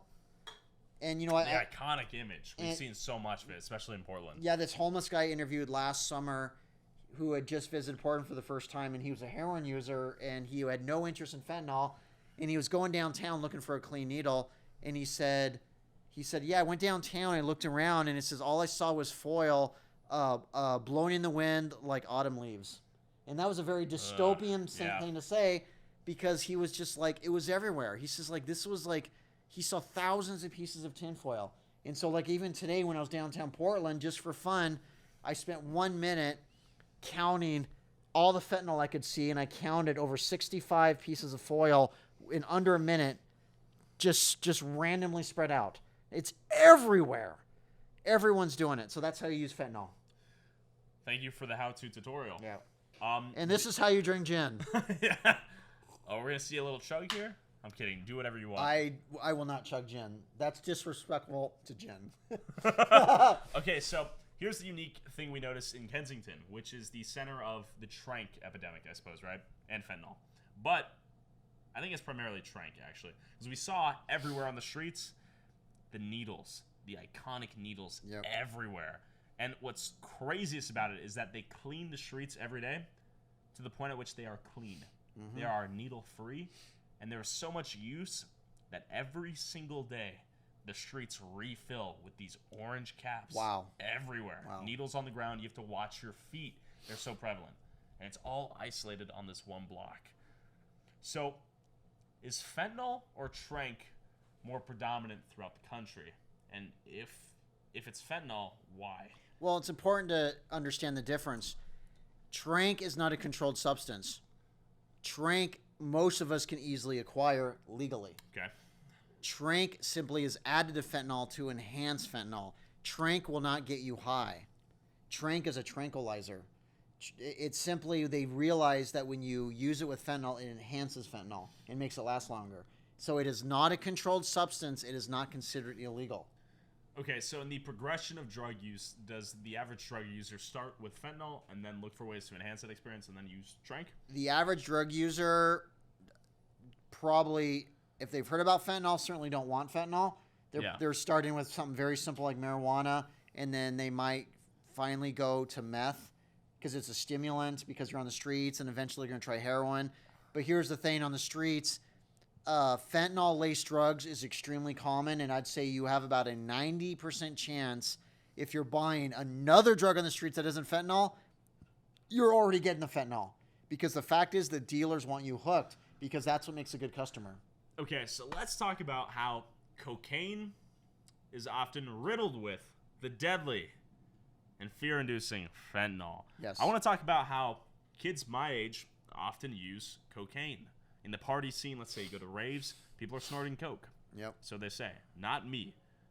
And I never would, especially given the fact that if you do, you might ingest fentanyl and die. Can you talk about how Coke is laced with fentanyl? Is that a frequent thing? And if so, Well, why? Is it to improve customer retention? It is extremely risky to use any other drug because unless you know who the dealer is, there is a good chance fentanyl is going to be in it. And this is why we're seeing an increase in overdoses and deaths of just simply college kids. Yeah. Not homeless people, but everybody's dying from it. And the thing is, any drugs purchased on the streets, there's a very good chance fentanyl is laced with it. And so I just advise people, it's all these drugs are basically illegal anyway. It's very, very, very risky to use anything right now because of the fentanyl. You don't know what's in it. So let me ask you this. Let's say in Portland, Oregon, you have Measure 110, which establishes the decriminalization of all drugs. Let's say you legalize all drugs and you institutionalize the dissemination of drugs, and then could you, in theory, have a safe cocaine experience as an example? Or is that a fallacious, logical little rabbit hole we're jumping down? I'm just curious. That might be a naysayer, right? Well, I mean, it's interesting. People have suggested that. Yeah. I don't have enough information to know whether that would work or not because I've never seen it work. But, anything that is going to be regulated, completely regulated, yeah, there's a bare minimum you're at least going to see a drop in overdoses and deaths. You do know that because, for example, if cocaine is regulated, you know that fentanyl is not going to be in the cocaine. Or if fentanyl is regulated, you know you're not being given too much. So I'm not saying do that, but I'm just saying bare minimum that at very least would prevent a lot of unnecessary deaths. So with the decriminalization of drugs in Portland as an example, where did they go wrong in the sense of you can use the drugs, you're not going to go to jail, but still you're buying it off the black market, right? No, call on me. Kevin. Thank you, teacher. Yeah. The biggest, the biggest failure of 110, and this pisses me off. Yeah. Is they promised once we decriminalize drugs, we are going to significantly increase treatment, detox, and recovery. 3 things they did not do. Everyone was actually kind of opening the idea of wrapping their heads around, we don't want a fentanyl user in jail because that's a waste of services and money and a waste of time, right? Yeah. I didn't vote for it. I voted against it, but still, I was at least excited thinking, well, if it's going to pass, maybe there's more treatment. This did not happen. That is the biggest tragedy. So what we did is we created this open air drug scene through the entire state of Oregon. We've seen a record number of overdoses and deaths and no new treatment services to help these poor people get clean. Sure. So shame on them. And you know why they didn't do this is because this also was a social justice measure. Interesting. This was less to do with a person's, criminalizing them, but this was social justice. The social justice meaning this is a person's right to use. It's important to remember that a lot of these policies are rooted in a very specific ideology, very similar to the ideology of the people that are handing out weed to the mole people, right? Is that this is a social justice revolution, right? They believe that in a true socialistic society, everybody has a right to use drugs, right? And I've never believed that because especially with fentanyl being deadly, it must be regulated. Bare minimum, but definitely outlawed. Sure. So it really is. It was a social justice thing, something they lied to us about. So to leapfrog onto that, you have, let's say, weed, which is federally illegal. Yes. But certain states have legalized it, whatever that means. I'm no politician, nor do I even understand that fully. But say in California, I can buy weed legally, but still it's federally illegal. Point being, they've regulated the distribution and sale of weed, right? There's some regulations in place in California, as an example. Mm-hmm. Correct me if I'm wrong when I'm saying any of this, but I'm trying to draw an analogy here. I think most people would agree that there should not be weed users or weed smokers in prison. It makes no sense to. Oh, that's insane. Sure. So I'm trying to see if that logic could be applied to other drugs like, let's say, fentanyl, but it seems like it's such a powerful invention that the human body is incapable of regulating. Yep. I would never want fentanyl regulated. It's just far too deadly. It's too much for the human body, it's right? It's too much. It's, again, 50 times stronger than heroin. Sure. No, I can't. In any perfect world, I can't ever imagine doing that. It's insane. So it is the most addictive drug in human history, by far? And the most deadly. Got it. And we need to, rather than, a lot of these harm reduction programs advertise it's fun to use drugs. We love people who use drugs. Using drugs are empowering. They really push in the envelope saying that, like, this is social justice. You go, girl. This is great. Whereas everyone else, and most of the homeless who I've talked to are like, are they insane? Sure. Like, I just lost my best friend yesterday. Whatever. I did some outreach today, and 70% of every homeless person I talked with today told me that they had personally witnessed a person dying in the last week. It's a very common story, even from what we saw. It's so common. Yeah. People get bored when I say it. Yeah. I will tweet it, and they're like, what else do you got? Sure. What interesting fact do you have? That's the problem. It's like that's what's going on. People are dying left and right. I mean, it's terrible. I mean, and I was shocked to hear it was that those numbers were so high today. But and we had just missed a body right as we arrived. The coroner was driving away with a new death in an encampment. To add on to that, I was watching Live PD, and there's a meth head. Maybe that's an inappropriate term. A dude on meth going crazy. And I was thinking to myself, I wonder if there's a world where, let's say I was really into meth. If I could just use meth and just do it behind closed doors and not be a problem. But what I've continued to observe from even just the two experiences we've had in Portland, Skid Row, that it doesn't seem like that's the natural progression of some of these drugs. It seems like it eventually ends up in you losing your house, you running out of money, yeah. You have a crippling drug addiction, you end up on the streets, and then you become a problem for everyone. Being a functional user is extremely rare. Oftentimes I hear a homeless person saying, I'm a functional user. I'm like, dude, you're homeless. I'm like, you're not a functional user. Houseless. Yeah, sorry.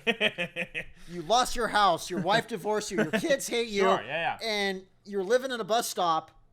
Things aren't going good. Absolutely. And you're literally saying that you're a functional user. That's insane to me, right?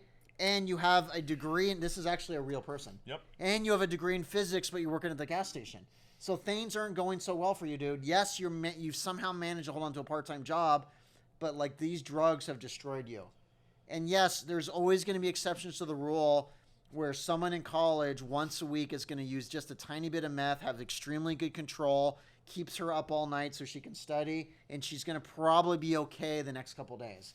So I'm not saying that it's not impossible. I'm just saying most people don't know how to stop. They don't know what the limit is. Got it. So it's, from everything you've seen, it's pretty unreasonable for someone to, if they're being honest with themselves, to say that they're a... Yeah, eventually the drug is going to consume you. Eventually it's going to win.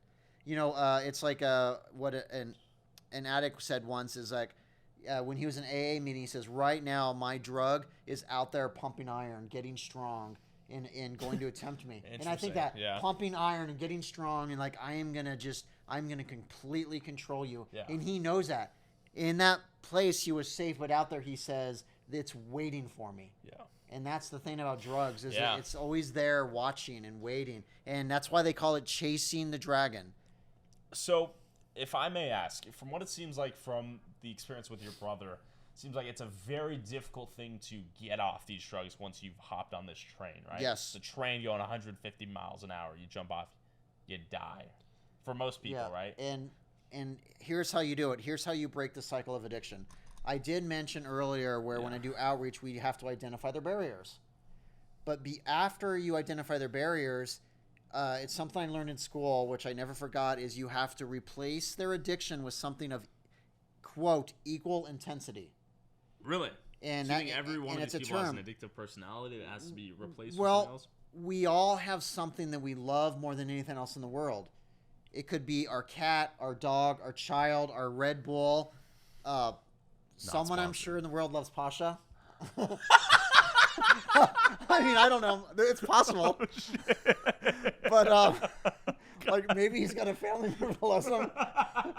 he's been peaceful for like 2.5 hours. So he got the random call out. So I'm not worth 30 minutes. I couldn't help it. Whoa. So- we made it an hour and a half, by the way. That's kind cool. of crazy. So you need to replace your addiction with something of equal intensity. It's important to remember that no one's addicted when they're 5, 6, 7 years old, right? Unless you are, right? And your mom I mean, was... yeah, on rare occasions. But something happened along the way where there was trauma and you started to use. But if you go back into their past, they're going to identify something that they lived for. Right now, it's their drug that they live for. Okay. But they're going to say something like, my artwork, my child, my mom, my work. There was something they loved more than anything else in the world, and that's what you replace it with. You let them know that's our goal then. Our goal is to get you connected back to your family. Our goal is to start to get you to do art again. Our goal is to get you back into school or do the job you used to love, because that is what's going to do it. You replace this with equal intensity. And that in everybody I've found has that one thing. That one thing, one or two things that's more important to them than anything else in the world. It could be simply a person you love or something you love. So, for example, I know the work you do here, Yeah. you love. Yeah. Imagine a year later, out of the blue, bad things happen. Next thing you know, you're on the Deleted. streets and you're using drugs. And I walked up to you and I said, Tyler, what the hell happened, dude? Yeah. And I start talking to you. I'm be like, what do you miss? He goes, man, you know what I miss. It's having purpose, I miss right? doing this. I miss Yeah. having a freaking purpose. Yeah. And then I would tell you, well, no, Ty, here's what we're going to do. We're going to get you clean. We're going to get you treatment. And you're going to start doing this work again. We're going to start with a phone. You're going to get a camera again. And you're going to start doing the work. Yeah. It is very clear your purpose is this work you're doing, because you have so much passion for it.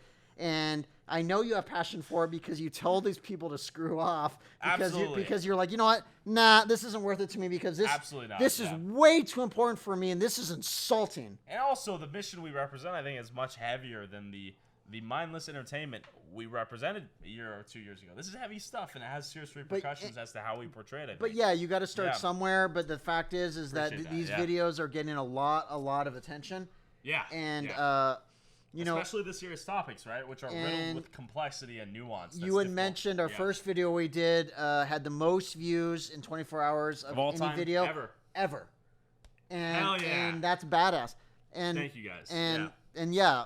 And thank you, Kevin. Tyler is the man, and I don't say this You're light. the man. You carried that video. That was all you. Well, and I don't say this lightly, but I have so much respect for the work you're doing out there, because it's not getting done, and the right people who are trying to do it aren't doing it the right way. And that's what makes you so unique, is that you have that personality type.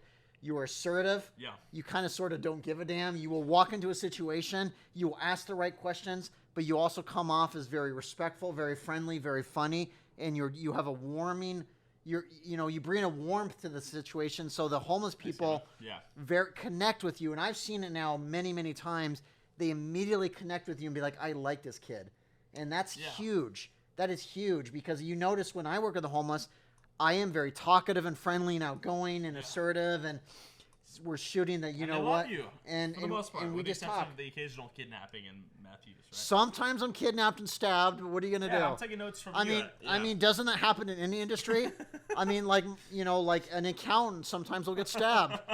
They're in their cubicle and someone's just gonna hit them in their back. These things happen in all industries, metaphorically or literally. Yes. In your case, both. Yeah. And I want to talk about that, because we haven't gotten to see the behind-the-scenes Kevin. I know you're a man of mystery and enigma, but he gets uncomfortable immediately.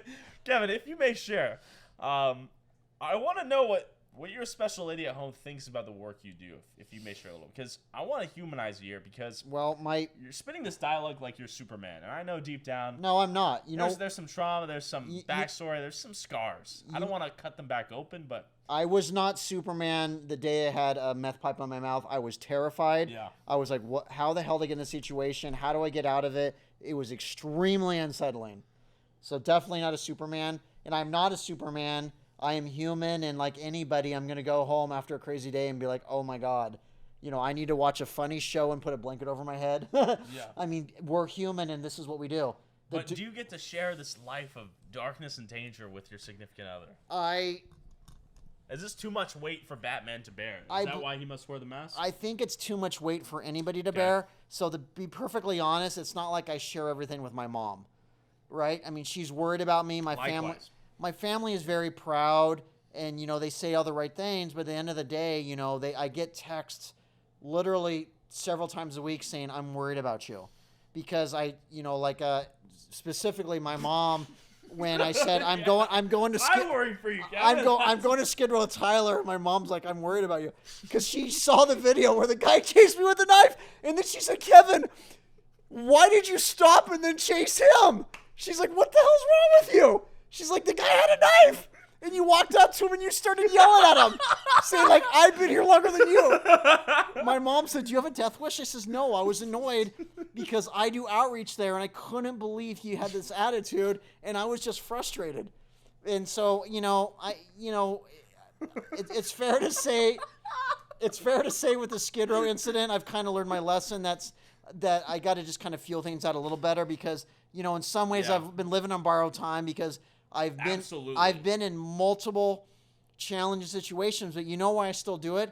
Because I feel like it needs to be exposed, because if this is happening to me, it's happening to others, and that I feel like I have this purpose, this cause to go out there every day, because if I'm witnessing and seeing the victimizations, what aren't we seeing?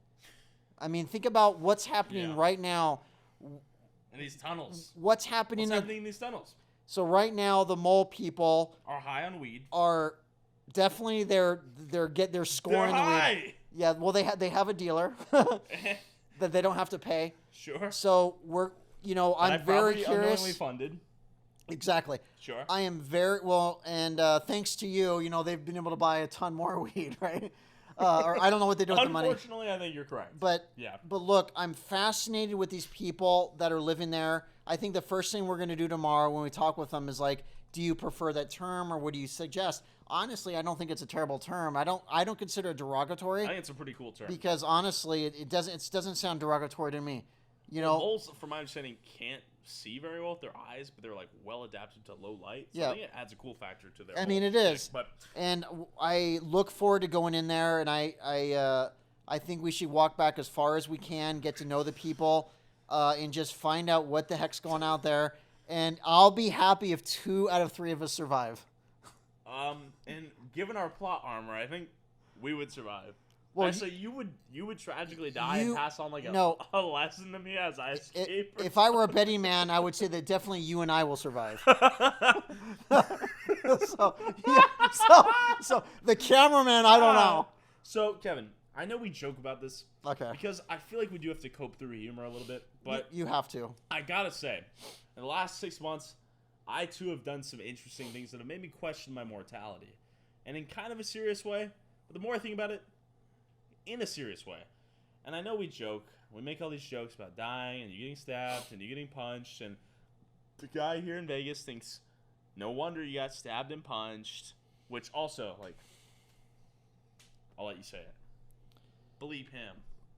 Well, yeah, I mean, come on. But why would you also, just out of poor taste, why would you say such? Well, and also, all this tells me is he has probably never had a real conversation with a homeless person, and never asked the difficult questions, and never has done the work. I agree. And I'm sorry, again, I still do not know anything about them or who they are, but for them to so quickly criticize without actually looking at my work and showing how deeply I care about this subject. Yeah. And I would agree. But I'm not someone to throw shade at people, because also I don't care, because I'm doing serious work, and ultimately it's like, look, I'm just going to continue to keep my head down and do good work. Sure. And if people have problems with it, oh, well, life is short. Who cares? And we've gone on an aside because I keep creating opportunities for us to spiel. But what I wanted to touch at was, do you fear a day you cross the line too far and die?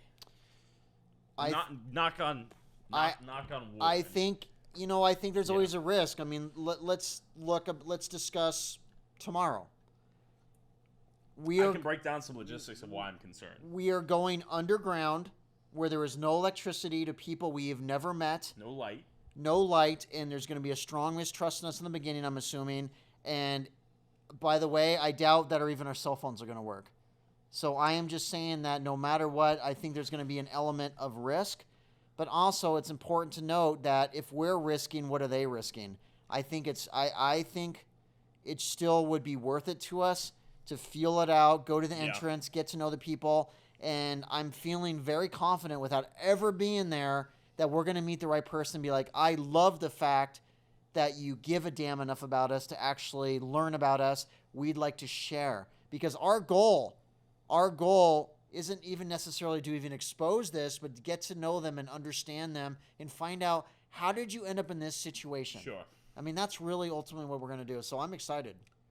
I, too, have excitement, but it is layered with fear and uncertainty because I do not believe we're in control of these situations any longer. I think there's a large degree of uncertainty intrinsic to the nature of these situations. That's always going to be, but you know what? That's the nature with a race car driver or a person who's a soldier or any kind of job that's slightly dangerous. There's always going to be the element of risk. But the fact is, I'm going to be I can confidently say you're also with me. You are going to be 100% safe. I guarantee you I will protect you too. I will never allow anything bad to happen to you. But Kevin, I also know that you will not attack these people with violence if they attack you with violence. I've seen a video of you recording yourself getting beaten. Well, and I did this because he had a weapon, and I had to be mindful and I was by myself. But if I go down for us, I would go down for you, and I would protect you if absolutely necessary. And I won't hesitate to fight back if it's actually necessary. And of I'll course, also brother. fight with you, by the way. Not that the intention is to go into a tunnel but, and fight homeless people, by the way. Yeah. We absolutely would not, nor do we intend to. And by the way, these fights are extremely rare. You know, again, I've had interactions with over 10,000 homeless people, and the assaults I can count. You know, it's happened a couple dozen times out of thousands and thousands and thousands. Kevin, you know that people watching will not be able to take that statement seriously a couple dozen times. A couple dozen times this week. Okay. So,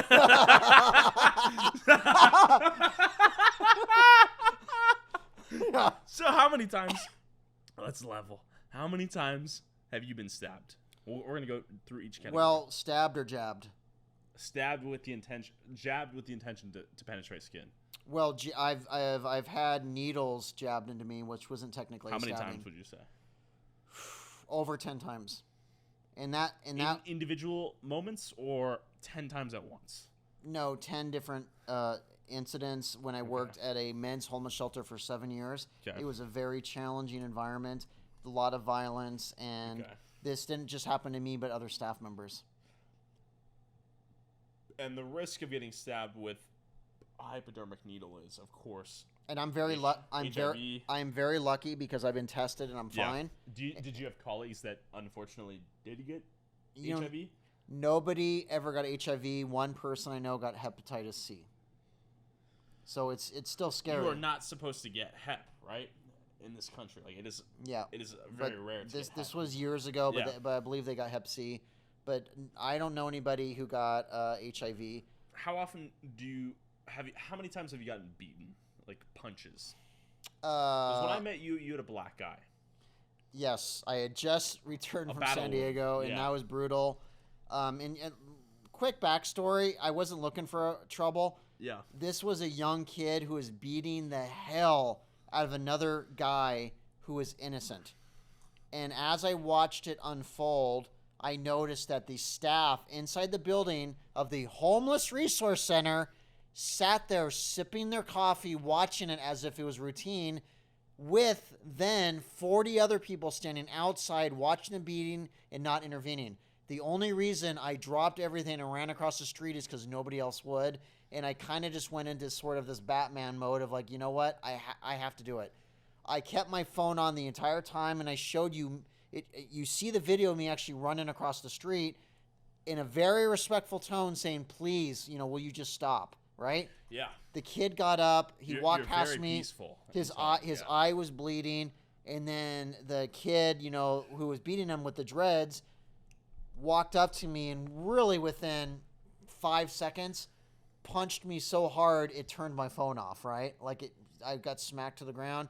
And then I turned my phone back on and I walked about a block away and he continued to follow me.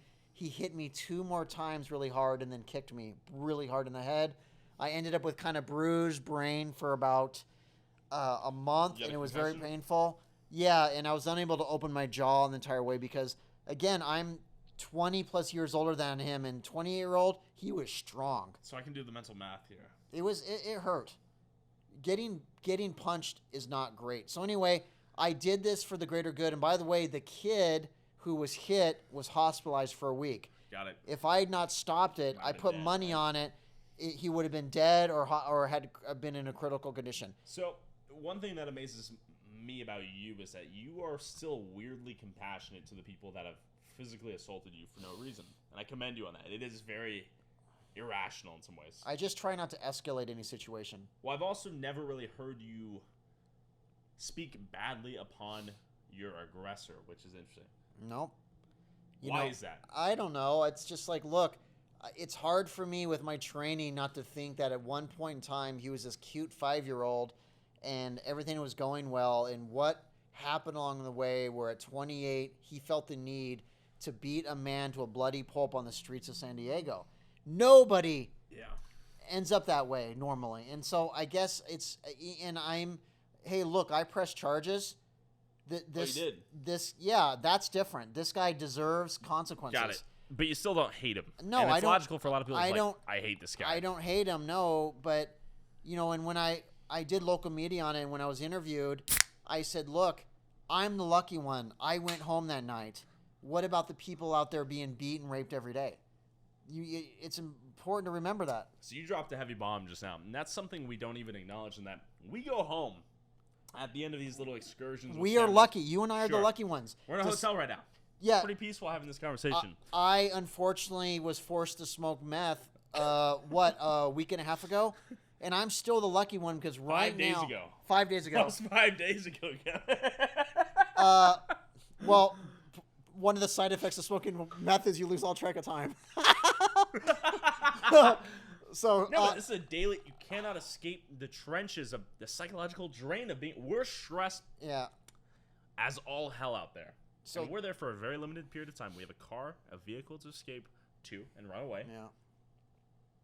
And we can get on a plane. We have the means financially. Yeah, and so escape. That's the first thing I said when the host was like, "Oh my gosh, that's terrible." I said, "No, it's not, because guess what? I get to go home tonight. What about the person out there being sexually assaulted, or the other person that got beat and nobody stopped it? Yeah. Or what about the person overdosing in the tent?" And I mean, like, you have to think that if we're traumatized and shocked by it, what the heck are they going through right now? And I say this, and this is why I'm so hell-bent on ending this crisis, because right now, as we speak, with now every city that we've done outreach, right now somebody out there is being victimized, and no one is going to come to their aid. Nobody is going to help them right now. How do we end this crisis? What is the solution? Because you famously, in my head, say outreach, outreach, outreach. But in my head, how does one solve homelessness and drug addiction in a country like the United States through increased outreach? Wouldn't like a preventative measure? Well, yeah, outreach is just step one. I mean, this is a very complex issue. If you were God or a president or a leader with the means to solve this, what would your steps be? And maybe this is beyond your pay grade and unfair to ask you. Well, I mean, look, while there's no silver bullet, there's a lot of things we could also be not doing, right? Tell me, The addiction thing. So, for example, we could repeal Measure 110 to not decriminalize drugs. Yeah. We can reverse lax policies on a person's right to do whatever the heck they want. We can quadruple the amount of detox facilities we have, quadruple the amount of outreach teams. So when a person wants help, they can go into detox immediately rather than 3 weeks later. We can get easy access to all services. The reason why I say outreach is step one is because you got to go out there, build the trust, build the rapport, bring back the hope, find that purpose. That is step one. It doesn't mean that's going to end it. That's just getting them prepared, preparing them. Now we have to build a system that they're able to then get the right wraparound care to prepare to help them reach their fullest potential. The system is not set up to do that. How many homeless people do we have in the United States right now, roughly? Gosh, you asked a difficult question. All I know, It's here's a stat that might help. I know there's roughly 110,000 plus in California alone because I just read an article. I don't know if that helps. I think it's depending on how a person is defined as homeless, because it depends on the city you're in. Got it. I think it's a little bit over 1 million. So and like how many? 300 million people in the U.S. right now? Yeah, I don't count a person who's couch hopping. Got it. Even though, because a lot of us will have. I did this when I was younger and stuff. Sure. I count legitimately street homeless people in a tent. That to me, and yeah, there's also the people on the fringes, but I think it's about 1 mil, probably a little bit more. It's our counts have always historically been very inaccurate, but that's a guess, and I'm just guessing. I don't have Google in front of me. Yeah, no, that's fair. I mean, it's a follow up on that. It's probably 3 million, come to think of it. In the beginning of our conversation, you mentioned that we have all the money in the world being deployed towards these problems, and money will not solve this. Yeah. Why not? Because it seems like money would facilitate a lot of the things you just mentioned, potentially. And this is why I'm known and call myself a disruptor of the homeless industrial complex, is that this is a very, very profitable industry. Tell me. Tell me what that means. Who's profiting off of what? The cartel, China, or a homeless? Well, and of course they are. Yeah. But a lot of these nonprofits that are paid not to solve the problem, but to do the little things like keep a person comfortable on the streets, which means they're never actually going to help them off the streets. They will get funding until the end of time if we don't end this crisis. And then every year as the homeless crisis grows, what do they ask for? Money. Why? Because now they have more homeless. More homeless means bigger budget. Bigger budget means more staff. And that's the way it works. And around and around and around we go. But they're not actually in charge of breaking that cycle of homelessness. And the fact is, no one's in charge of it. It's important for people to know this. And this is hard to believe, but as I stand here in any community, nobody is technically in charge of ending homelessness. Everybody has a small role in the homeless realm. So, for example, I'm in charge of getting someone IDs. I'm in charge of counseling. I'm in charge of doing mental illness. I'm in charge of getting him a phone. I'm in charge of handing him a joint once a day, right? But nobody is actually saying, Kevin Dahlgren, your job is to end homelessness in the community. That is a very rare title. There's no federal institution there with is the sole not intent of solving this. Yeah, right? and we should. Interesting. What we have is hundreds of millions of dollars going towards research and studies to talk over and over again about the crisis. I use an example as if we were in a park and heard a man screaming and ran to the lake and he screamed, "I'm drowning." If you're the homeless industrial complex, you run home immediately and you do a study on why he fell in the lake. What you don't do is pull him out immediately, because that's the crisis response. That's the outreach. You go home, you let him die, but now we need to understand, was he pushed, did he fall, or did he jump? Or do you give him a joint as he's drowning? Yeah. Would you like to smoke a joint?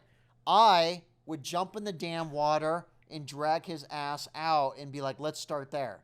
That's what we do. I've seen you do. Yes. And so that is the example, is we have far too many studies on the root causes, right? I can be perfectly honest. I oftentimes don't care what the root causes are per se. Oftentimes what I hear is capitalism has created homelessness. I humbly disagree. That doesn't make any sense. What does that even mean? What does that sentiment even mean? What that means is that people have been forced to use drugs out of desperation. Well, what does that mean? That seems like I catch-all. talked to some activists in Seattle 2 years ago that said homelessness will end the day. Well, specifically, they said. I'm sorry. They said homelessness will end in Seattle the day that Jeff Bezos of Amazon no longer is a billionaire. They hate Jeff Bezos. Yeah. They hate him because he's a billionaire. And he's jacked now, by the way. Oh yeah, he's looking good. He's got a beautiful girlfriend. He's living large. He's got that yacht. I mean, the guy's killing it. Uh, and if you are watching this, sir, donate to our cause. I mean, Yeah, and where could Jeff Bezos donate in theory? Because also, one thing I want to talk about is how has your work shifted in the last 4 months since I've met you? It's shifted a lot. I left my job. I worked for a city for 5 years, and my hands were kind of tied. I was very proud of my work there, but I kind of made the bold decision to just go out on my own because I was finding it very challenging to do the work and not get a lot of crap from my employers because I do a lot of media, a lot of podcasts, a lot of traveling. And the fact that I was able to drop everything and just go to Las Vegas tonight and I love doing this. Yeah. And so, to be perfectly honest, 95% of the work I do as a volunteer. Yeah. Right? I am rarely paid for this. This is why I started at least a website to encourage people, if they're comfortable doing it, to donate to allow me to continue to travel and do my advocacy. On the side, I do homeless consulting. But at the end of the day, my job isn't to get rich. It's my job is to barely make a living so I can continue to do this work. Because I like doing this work. I feel like it's a cause, not a job. And so I do have that website, and if people can or can't, it's okay. So what is your website? It's truthonthestreets.org. And we're gonna put everything in the description to this podcast and to the Skid Row video, obviously. And I have that really just so people can see the media I'm doing, because I write a lot and I enjoy talking about it. And I'm very open-minded. I certainly have a bold way about me, and even an opinionated way. But at the end of the day, if someone feels strongly about something and they're respectful, I'm going to give them the time and I'm going to listen to them. Right? One thing I'm not going to do is immediately say, "Oh, she or he's an asshole."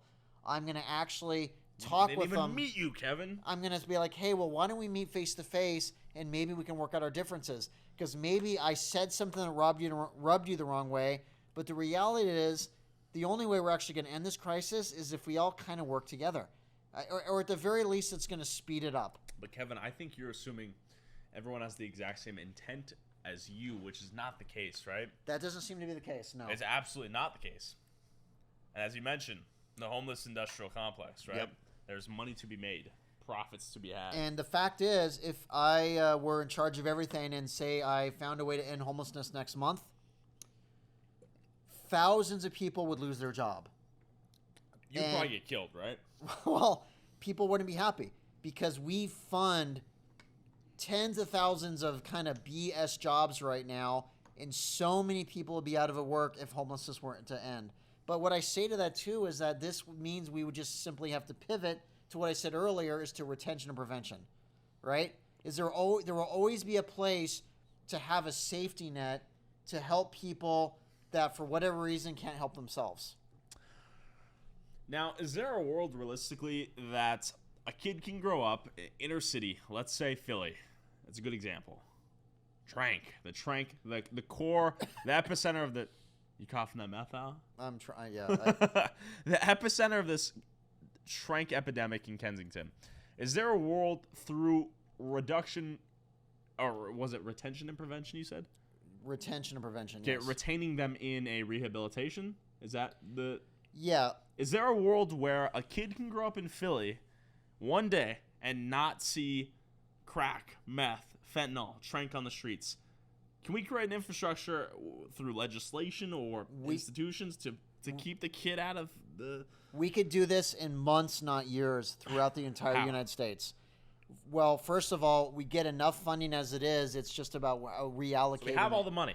How do we allocate it? We allocate it towards programs making real differences, towards real recovery. Okay. And, not keeping a person comfortable on the streets, but encouraging the building the right programs out there, actually making a real difference. Okay. It's a complicated issue and it's very difficult. No one said it was going to be easy. Yeah. But I promise you, if we started just making better decisions, within 1 to 2 months in every community in the country, you would see a noticeable difference. But like in Oregon, you go downtown Portland with drugs being decriminalized, no outreach, no effort to actually help anybody. What do you expect? Yeah. This is exactly what you're supposed to see. And this will continue until we do something different. And this is why I'm so vocal and so pissed off at times. And this is the only time I get emotional is when this is happening, because right now I'm losing people on the streets that I care about very deeply, people that I've worked with for a long time that are dying. Can you tell them a little bit about Canine? Well, K9 was someone I was very close to who was on the streets of Portland, Oregon. He was known as a mayor of a certain encampment, someone I actually had written an article on that got published nationally, and I had done a few Twitter interviews with him, and I had spent on and off a year kind of bringing him water, hanging out. And he was a hero, right? He saved people from a burning bridge. Well, that was K9's coworker, JB. Oh, JB. Or coworker. A colleague, friend. Colleague, okay, got So it. JB, who lived right next to K9, actually used a sledgehammer to break people out of a burning bridge, which I had reported on 6 weeks before the fire, and crazy. warned the city there's going to be a fire. And there was a fire. And someone died. So anyway, that's why we were there that day. So K9 unfortunately died tragically, only about a month ago, which shocked the hell out of me. And I actually ran into JB today and just shook his hand and said, "How are you doing?" Today. Yeah, I wanted to say Whoa. hi to him. So I check in Okay. on these people, and JB is kind of,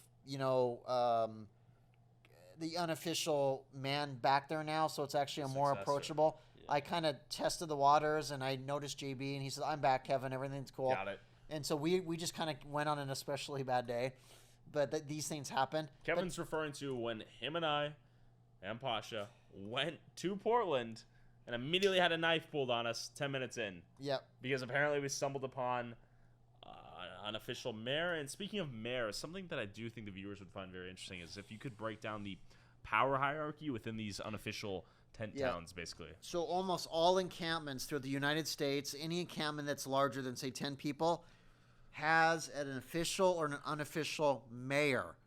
This is a person that's oftentimes respected by the other homeless. They have seniority. They take care of everybody for the most part. And they're just kind of like the man. They're the ones that sort of oversee things. And in some respects, they're oftentimes the enforcers. So at the top, the mayor. Yeah, and these are mayors, unlike other mayors, they don't put up with any crap, right? They've definitely done some dirt, but they're oftentimes respected by the other homeless. When But you that's say not, dirt, what are we talking? Hits? people are killed out on the streets regularly. The reality is this happens. I interviewed a homeless lady in the woods a few weeks ago, and she said, Kevin, out here, we are the judge, jury, and executioners. And the reality is that happens. And this is the natural result when we do nothing. This is why we need outreach, because you leave the homeless out there to just do their own thing. Eventually, they're going to create their own sort of Lord of the Flies And the community. police can't do anything in a city like Portland, as we saw, right? Yeah, really. They're very hands off. So these people are forced to almost enact justice or their version of it. Yeah, exactly. And so, like in any encampment, especially if it's 10 or over, there's a mayor. Then there's oftentimes lieutenants. And is a lieutenant someone like the guy who's looking through the tent window? Yeah. when you're forced to do They're meth? they're close to the mayor and they're friends. And Physical they're- prowess. Yeah. Is that- And there's also enforced. There's oftentimes someone like a lieutenant that also has a very specific responsibility. Like one person's responsibility might be just to gather food.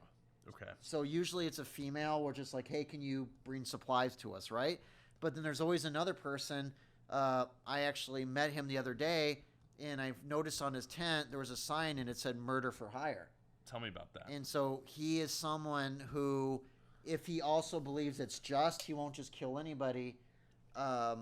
Will So if you're on the streets of Portland right now, kill a person. you could hire a hitman. You can hire a hitman, but this person has a code, and it's not like he's just going to kill anybody. But the fact is, murders are very common on the streets and very hard to prove. And when we were in Portland, you mentioned that it's very easy to kill someone by sprinkling some fentanyl in a drink. Yeah, it's called a hot shot. Tell me what a hot shot is, because It's I never understood that. It is a very common practice. It's something that people have been doing, honestly, forever. First time I encountered it was 18 plus years ago. I was working at a men's homeless shelter, and I was working with this kid who was very strongly against all drugs, completely clean and sober, would not touch anything, was a Catholic, had a strong Christian or Catholic upbringing, so he had a code. This kid was not going to mess around. So I went home for the night, came back the next day, and my coworker called me over and said, "You need to come outside." And we found him in the bushes, barefoot, and in one of his arms was a couple needles with heroin. And he had died of an overdose. Which is not consistent with this character. Extraordinarily not consistent. So we asked more questions, and we started talking to other homeless in the area, and they're like, "Oh, well, he was offed." Yeah. And I go, "Why?" And it's kind of a sad story, is that he was a young kid who identified as gay, and he was doing like sexual favors for like $5-10. And one day he decided, "I don't want to be that person anymore," and he told them no. They were unhappy. They took him into the bushes and they injected him with heroin. So I told the officers this. I said, That's "Look," brutal. I said, there's a very, very good chance this kid was killed." And this officer said, "Look, it's going to be easier if we call this an overdose, because who wants to investigate a murder, and how the hell are you supposed to prove it?" And that's true. Can you prove it? It's very hard, because unless you have fingerprints, but they did actually end up fingerprinting the needles. Yeah. Never found it. And People disappear, right? These people are not. So anytime I hear overdose on the street, I'm thinking, were they killed or was it accidental? Okay. And I even had to call his mom that day and let her know. That's terrible. And that was a brutal conversation. How does she react? Well, and the sad thing is that he was on the streets. She did, because I had actually talked to her the day before and said, "Hey, I just met your son. I'm very impressed with him. He's a nice kid. He's doing okay here." She said, "Thank you so much. I was worried." And so I literally had talked to her the day before. And then I was like, "Oh my God, this is crazy." So they asked me to do it because I already knew her. Yeah. So now this was heroin.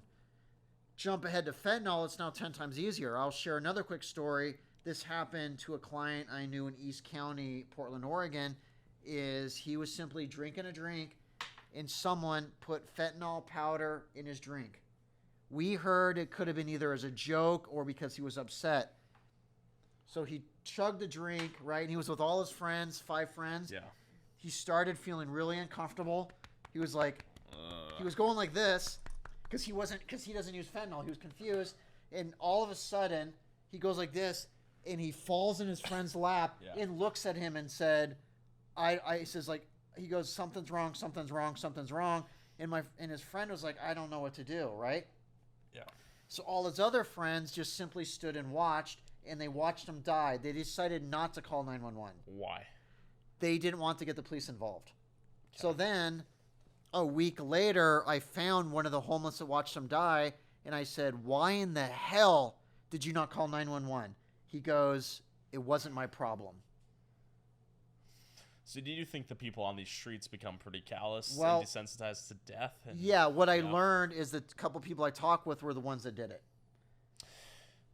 That makes more sense. That's why. But I didn't hear that, and I didn't learn that until another month later. But this is why they downplayed it. That makes more sense. And so a hot shot, again, is when you introduce a toxic drug with another drug with the intent of having them overdose and die, because it's the easiest way to murder someone. That sounds highly inconvenient for someone who does not want to die. Yeah, and that's why I say on the streets, do not use drugs you don't know where they came from. And I hate to say it, do not accept a drink from anybody, because you just don't know. It's very sketchy out there. I need to pee. Do you need to pee? No. Okay. I'm gonna pee real quick. 1 minute intermission. Oh. Kevin, if you're down to keep going, I want to keep going. Did you ever know that you're my hero? Keep going, Kevin. Wait, where am I? Fly me to the moon. We are in Vegas. Let's go. You should take me to a Vegas show. I'll take you to Chris Angel. So I'm going to say this, brother. We're in Las Vegas, where it's literally the most entertaining city in the world. And all I'm thinking about is I get to go talk to the mall people tomorrow. I am excited. That's all I want to do in Vegas. And I'm at the Bellagio, and I get to go talk to the mall people tomorrow. Life is good. because that's exciting because that's what I do. This is fun. So I can't wait. I can hear Tyler making some sounds. He's obviously really enjoying himself in there. But I'm definitely pumped. Are these free or do they charge? All right. Well, what are they? I'm actually kind of hungry. I gotta ask Tyler. I eventually tonight I need room service or takeout because I've not had dinner and I'm freaking starved. So, and then we know what's great is I had no idea what I was doing here. Tyler just said, "Do you want to go to Las Vegas?" I said, "Sure," and here I am. And I'm only doing this because I respect the guy, and I'm willing to drop everything. And my girlfriend's, "Why are you going to Vegas?" I said, "Because of Tyler." She's like, "Oh, okay," because she likes them because of all the great videos. She doesn't get jealous. Really? Oh yeah. Ooh. Here's the thing, folks. Tyler Yes. has about 7.5 million views just on the Portland homeless video. It's almost at 8. Almost at 8 now. That's incredible. You carried that, Kevin, yeah. Well, I mean, it was amazing, and really what it did is it struck a chord, and I just couldn't have been more proud of that. Did it have any impact on the Portland community? That's something that we never got to circle back on. Because you ended up on a few major news stations. I know you're an unbiased political entity. You ended up on Fox, right? I talked to Fox. I talked to New York Times. I talked to multiple news stations about specifically this video. Interesting. And okay. I will actually share this with you. Yeah.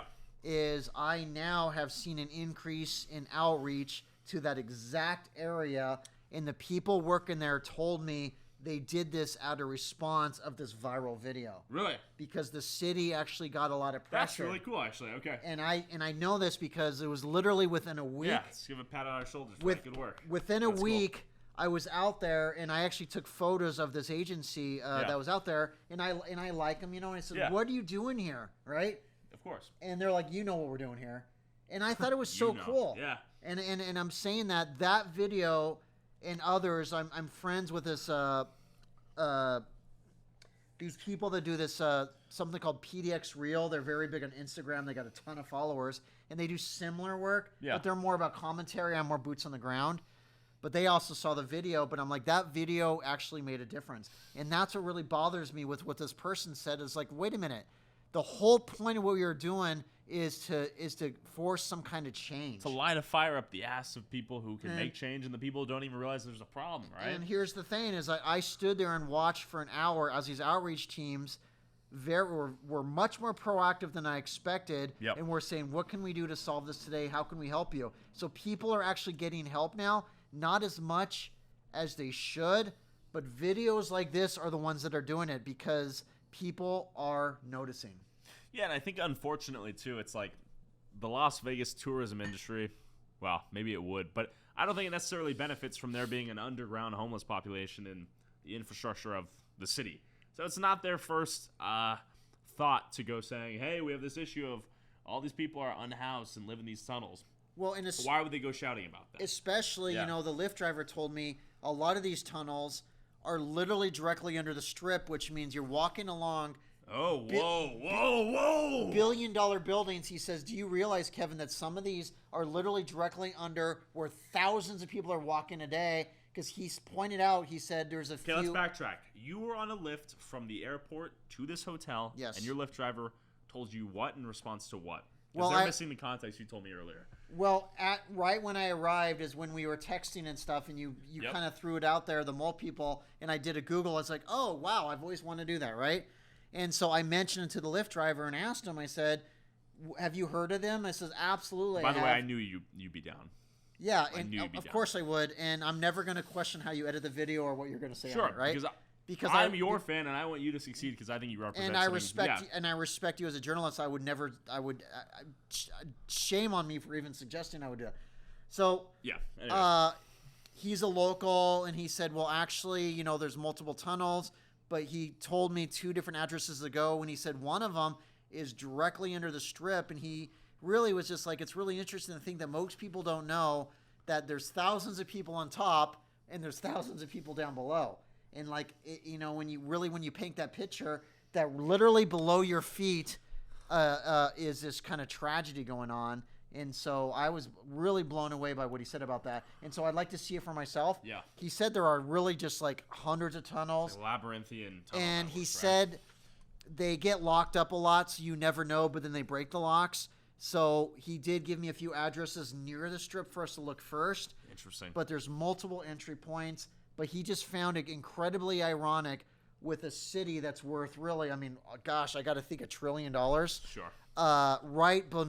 Literally below us right now, because we're basically on the strip, there could be people living in pure darkness. So this is the thing we continue to notice too, because in Skid Row, 7 miles away from Hollywood, is where Skid Row is. Yep. There's a humanitarian crisis, right? Yeah. Like one of the largest homeless encampments, potentially the largest homeless encampment in America. It's the largest I've ever seen. Potentially the largest, if the numbers are accurate, in the country. Yep. Like densely populated. 7 miles away from the Hollywood stars. That's crazy, it's right? Crazy, yeah.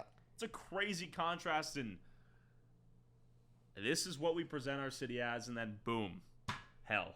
Literally hell. People killing each other. Yep. It's kind of a wild concept that I don't think the average tourist will realize. No. Here or in Skid Row. And this is an inconvenient truth, and a lot of these cities don't want the tourists to know this. And the only reason I try to expose this is because the fact is we need the city leaders to step up, fund the right programs, and just end this crisis once and for all, right? And I felt like we're going to make a real difference tomorrow, where we're going to meet the right people, do the right interviews, and expose this. And with your channel, which has a massive following, you're going to be able to expose this more than probably anybody else ever. And I think that's powerful, and I think that's amazing, because that, I think, is going to force real change. I mean, and that's hopefully right? And that's incredible to me. I want to be a part of that. And I mean, obviously, our video, even in Portland, is not the only Portland video ever, but I do think it's part of a movement of acknowledging these problems. It's right? the best one I've seen. Yeah. I mean, there's been a couple decent ones, but like, it's important to really note it wasn't like this took weeks. This was one day. One day. I mean, and I've always said this. Yep. Every day is a documentary wherever you go, if you do it the right way, right?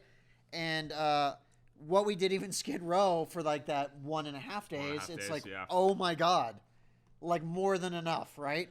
And it also goes to show that these problems are severe and often densely riddled with like hellish problems. However, we drove around within the day and saw enough to realize there's some crazy shit going down. Yep. Like, it's not easily ignorable, I feel like. Maybe it is. In Portland, as an example, do you think you can just live in Portland and not be aware of some of these problems? Because I don't think we really went looking for it, to be honest. Well, we definitely went downtown, but people are nodding out, screaming. You do kind of just have to choose to ignore it, because it can be overwhelming to think about it every day. And, you know, there's a lot of guilt and stuff that are attached to it. But like, there is a lot of people. The reason why I try to kind of force this down people's throats sometimes is people keep voting for the wrong measures, the right programs, the wrong policies that are encouraging this crisis to continue. And that's why I'm so vocal. It's one thing if you voted for the right people, the right policies to actually make a difference, but you continue just to not pay attention to anything and just say like, mark, and you continue to fund these programs that aren't making a difference and in fact are hurting people. And that's why I'm very vocal against these individuals that aren't paying attention. It's very frustrating. Yeah, it's almost like some of these things are too harsh to acknowledge and easier to ignore, I think is. And it's also what we've noticed too, even when we went to India, is that we got some backlash from Indians, actually. A very small minority of Indians, but also just them mad that we would even acknowledge some of these infrastructural crises, which are blatantly in our face. Bless you for doing it. Sure. Because you saw kids out there. Oh, yeah. Kids living on, like, mountains of trash, literal trash with diseases. Under 10 years old on diseases. Of course you should expose this. Of course you should. Yeah, and it's not to discount all the positive things going for India. But the point is, why are we so afraid to acknowledge the shortcomings, right? But that's what people say to me, too, is like, well, of course I'm not. That's not what my thing is, right? I mean, I could do videos just talking about how I like the Trailblazers. Portland's beautiful. Right? Portland's it's great. beautiful. How about I just talk about Lillard and why he wants to be traded from the Blazers, right? Sure. There's many great things to And discuss. I could discuss that, but I don't want to do that. There's other people that are better at it than me, right? I'm here to talk about agree. homelessness, addiction, and crime. That's my thing, Sure. right? And it's like, that's your thing. This is my thing. And it's something I've just sort of fell into, and I'm good at it, Well, I also think you're one of the few people who's has a unique lack of survival instinct to be able to walk into these situations. And You kind of have to. You do kind of have to have that courage, and almost, I dare I say death wish, but you have to just kind of have the courage enough to kind of approach these situations and find a way of getting through these people and getting the interview and talking to them. so I have a question.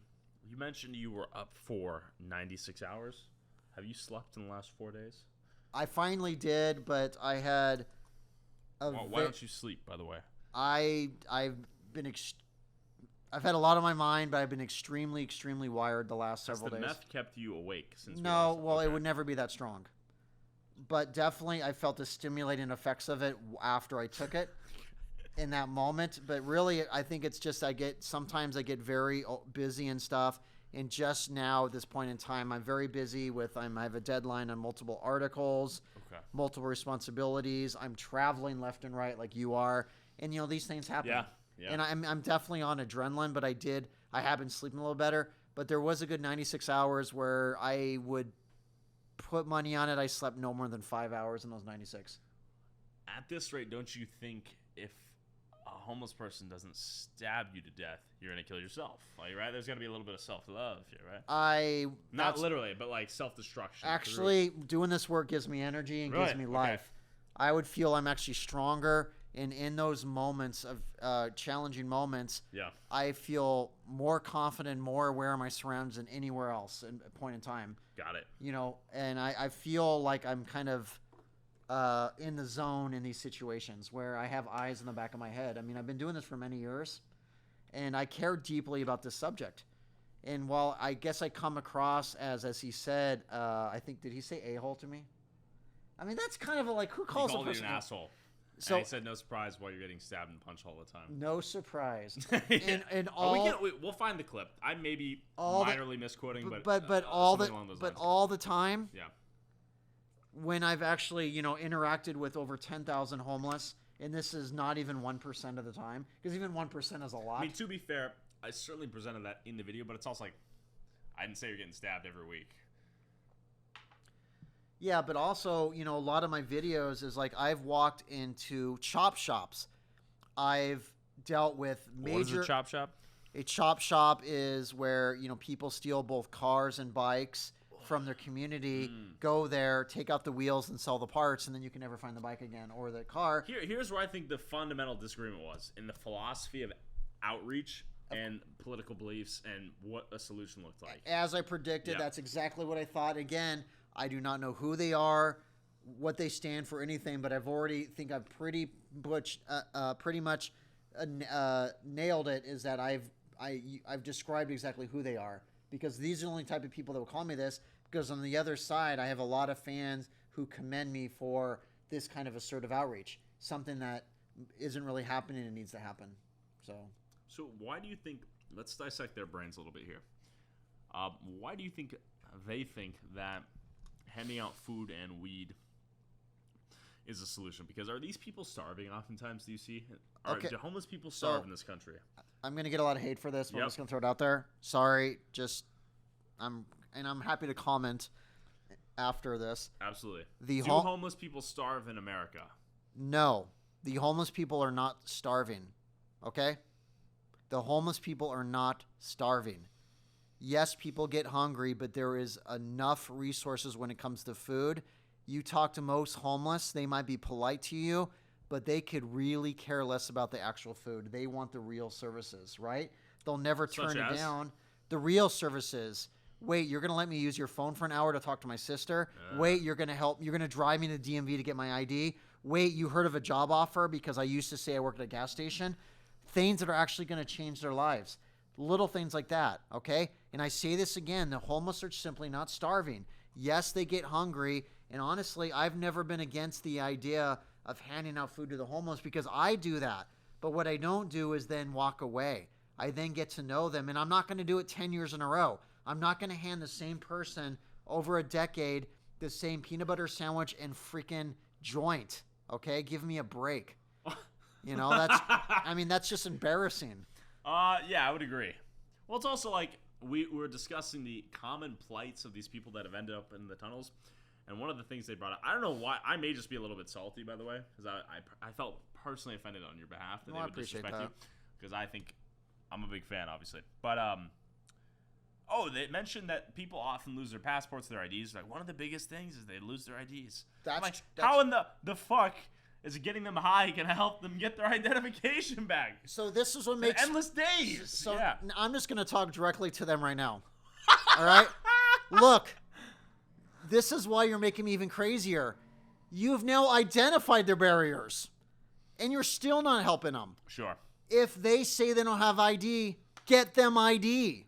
If they lost their passport, get them the passport. That is a significant barrier. Sure. Right? Keep feeding them, and if you must, keep getting them high. But seriously, help them if that is their barrier. And maybe they do this and maybe they don't, but you've already identified a barrier. You have a real opportunity here to help these people because you have that unique rapport. You have probably built that trust. And so I'm just saying take it to that next step, right? There's no world where this would be received in a positive manner from them watching this, by the way. Of course. And just so the viewers understand, in your hometown, Portland, you do these things. And when you and I, let's say, go on an outreach like this to these mole people, this is highlighting and exposing a crisis. Yes. This is not our, we don't have the time or resources or, I suppose that's it, to do what these people should be doing, in your opinion? Yep. What do you think? Whose job is it? Because the only skill set I can provide, the only unique skill set and value added in my head is we're really good at capturing these things. We're really good at conveying them to people in a digestible manner. Mm-hmm. But we're not necessarily the people, or at least at this point in time, to solve them directly. Our role is being a megaphone for these people's stories, their problems, and their plight. And that's just as powerful because it's the advocacy. I mean, your videos are getting millions and millions upon millions of views, and if you add all social media up, it's tens of millions, right? Yeah. And that, to me, is far more powerful than helping just like one person. You know, you are raising awareness. We have outreach teams now in Portland based on your video. Things are improving. And so people sometimes criticize this. Well, sounds like all you're ever doing, Kevin, is the interviews. I'm like, first of all, lady, I literally did street homeless outreach for decades, making way below a living wage and forced to live in small studio apartments and not even being able to afford a house because I was making social worker wages. So I sacrificed a lot to continue this type of work. And what I'm saying is that, there's just... the criticism gets old. Yeah. Because it's just like, give me a break. It's like, come on. Like, I mean, this is such a waste of time and really just does a disservice to the homeless we're working with because they get more annoyed than we do. They're just like, really? Can't they get along? Sure. And I mean, here's something that you found interesting too. I think the viewer finds fascinating is that the first 7.5 million views of that Portland video are demonetized. The video is not monetized. It's interesting. Until recently. God bless the YouTube gods out there. It actually got monetized at like 7.6 million views. Point being, though, this is what I do full-time. Yeah. And obviously some of the videos are different, and this is not our singular shtick per se, but as it relates to you, it is. We lost money off that video to produce it. Yeah. And what frustrated me as an example was when we went to Skid Row, that guy came to us, that guy with the TikTok and the scooter, presumably a homeless dude. Yeah. He's like, what are you guys doing out here, exploring the homeless? And I was like, the Kensington video is demonetized, and the Portland video, until a week ago, was fully demonetized. Point being, it's like, if the goal was to shill a quick buck, there are vastly more efficient ways to do it, right? Given our skill set, I would argue. Yep. I think there's some meaningful work, and that's why it's more interesting to you and I think, at least. Yeah, again, 95% of all my work I do as a volunteer. I mean, I'm not sure how I'm supposed to get paid for this. Right? I haven't figured it out yet. But like, look, you know, I mean, I do this because I care about it and it needs to be done. And I'm a big believer in doing something that you believe in, a cause. Everybody has a cause, and I believe what you do here is a cause. But you also deserve monetization because it'll allow you to do more work and hire more people and expand this and grow this into this powerhouse where you can start doing this in multiple cities. Sure. I mean that's the biggest reason to monetize is you have a unique voice, and so I'm happy to hear that's starting. But like, you know, 100%. And I think there's a world where that hopefully can be the case. And honestly, maybe one day, maybe we do fund an institution or facilitate an institution that actually does the shit we'd want these people to do. But I really believe your work is like legit tip of the iceberg. Cool. I mean, I see that so much potential in what you're doing, and that it's just really going to blow up. And you're really going to start getting recognized nationally by just all the traditional forms of media too. Sure. Right? And everyone's going to be like, "Oh my God." You're everywhere, Kevin. You're everywhere. Well, I have we're your little digital media spearhead. But you're everywhere. Well, you're on all forms of media. I have been the last year, yes. Yeah. But like the reason why I'm just so eagerly working with you is just because the first time I saw your video, I was like, "Oh my God, who is this guy?" Because I can spot it right away whether someone's just doing it the right way. And I just saw your natural knack of talking to people. I'm like, my God, you can't learn this in school. You can't learn this in school. You just have that personality type. Very nice of you. Yeah. It's a unique skill set, and I encourage you to keep doing it. We're just greasing each other up, Kevin. Well, I mean, the Dahlgren blush. The Dahlgren dog is out. Oh. Well, I'm glad you to say we're not lubing each other up. It's greasing each other up. That's different, right? Let's bring out the second surprise. Lube. Is this actually lube? What? This says Love Kit. Actually, you bought this? That's great. Whoa. Wait, this is unplanned. You can keep it. No. If you're giving me lube, I'm going to reject it. Ain't no way they stock. This is real? Well, What is bunny juice? It says Love Kit. We make intimate condoms and a pleasure toy. Wow. I'm gonna be honest. That's hilarious. That was a bit, and if this, male massager lubricant. Welcome to the Bellagio. Welcome to Vegas, Kevin. We're bringing these. This would be a good. That's better than. Well, I mean, I've never seen that in a hotel. I mean, this is crazy. like, that's crazy. Like, it's kind of funny how we brought up lube and you threw us lube. He's on it. Yeah, well, appreciate that. You're good for something.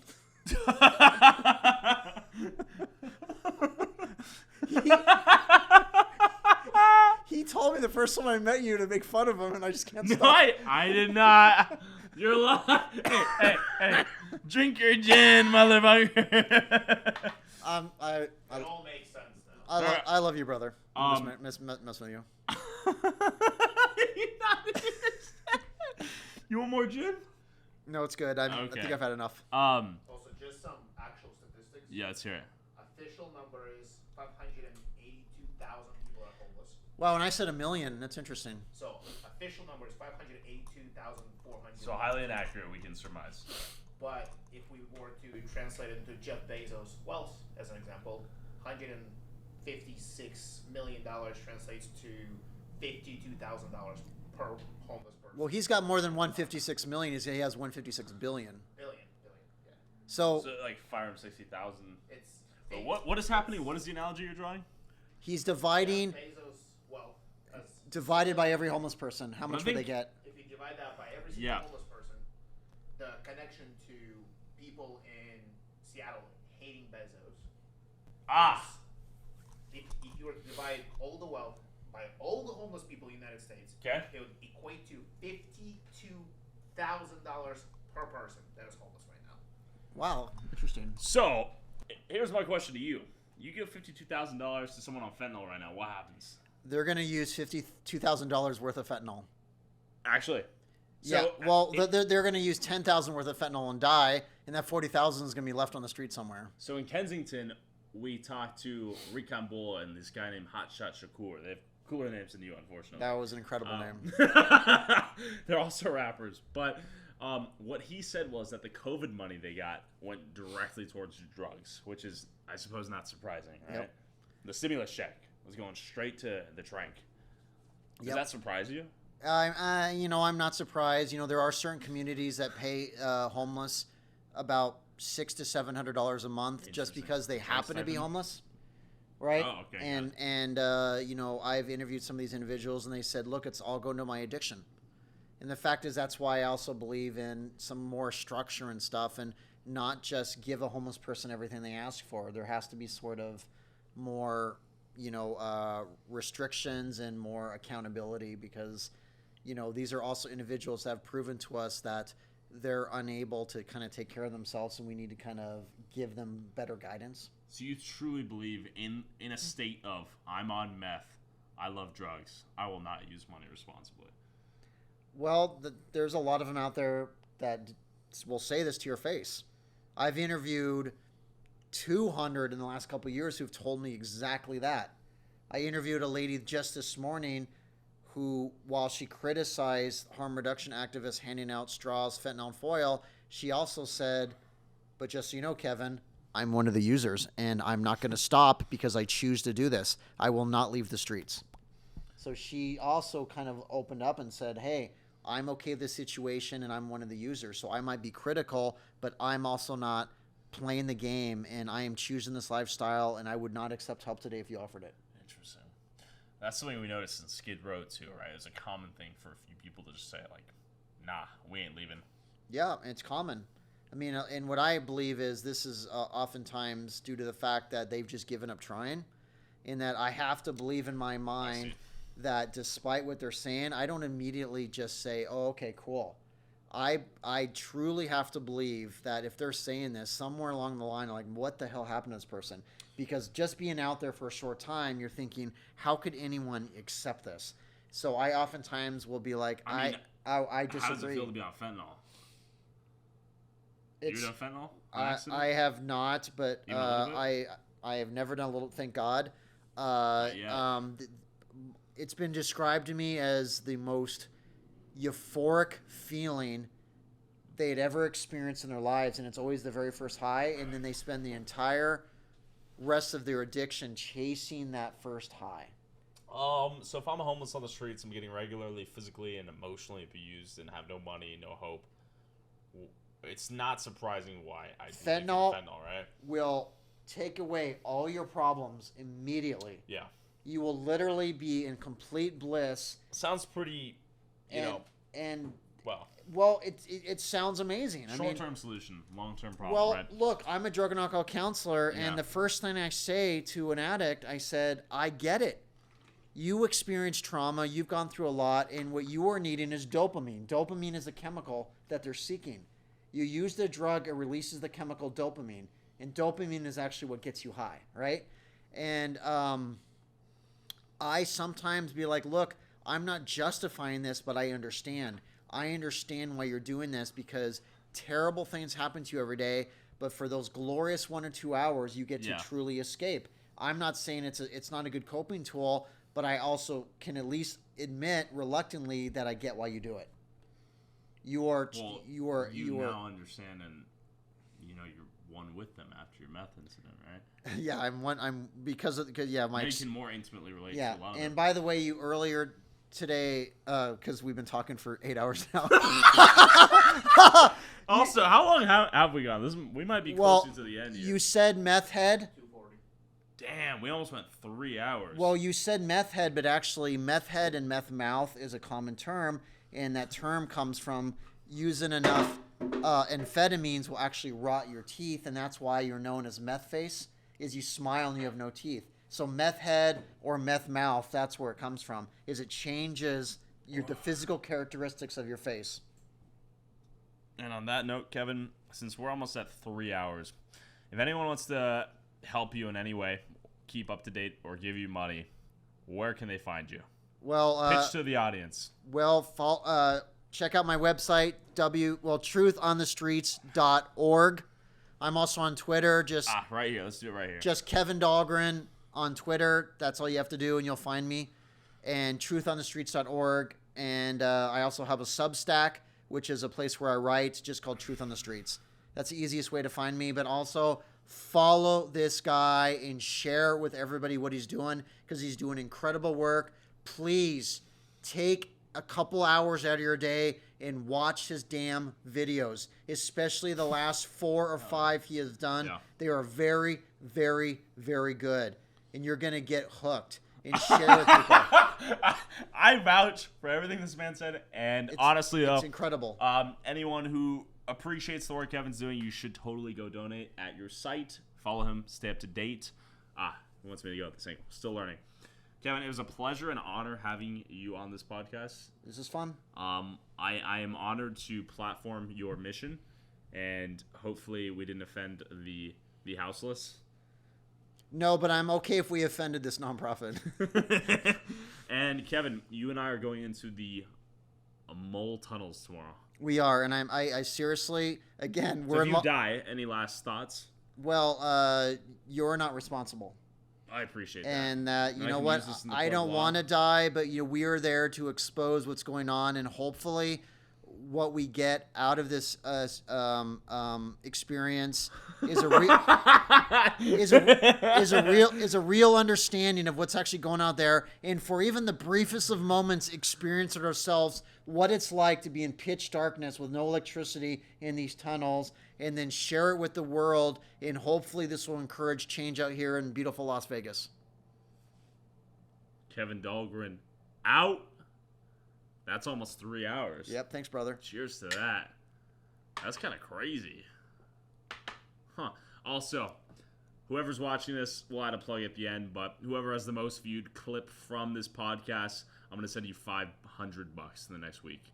I also want to donate to the Kevin Dahlgren mission, so you're going to see something pop up soon. Thanks, Kevin. Thanks, brother. All right, let's cut the cameras. Kevin Dahlgren, Tyler Oliveira out. Thank you, Kevin. We're going to walk off now dramatically. Damn, 3 hours? Oh, my legs.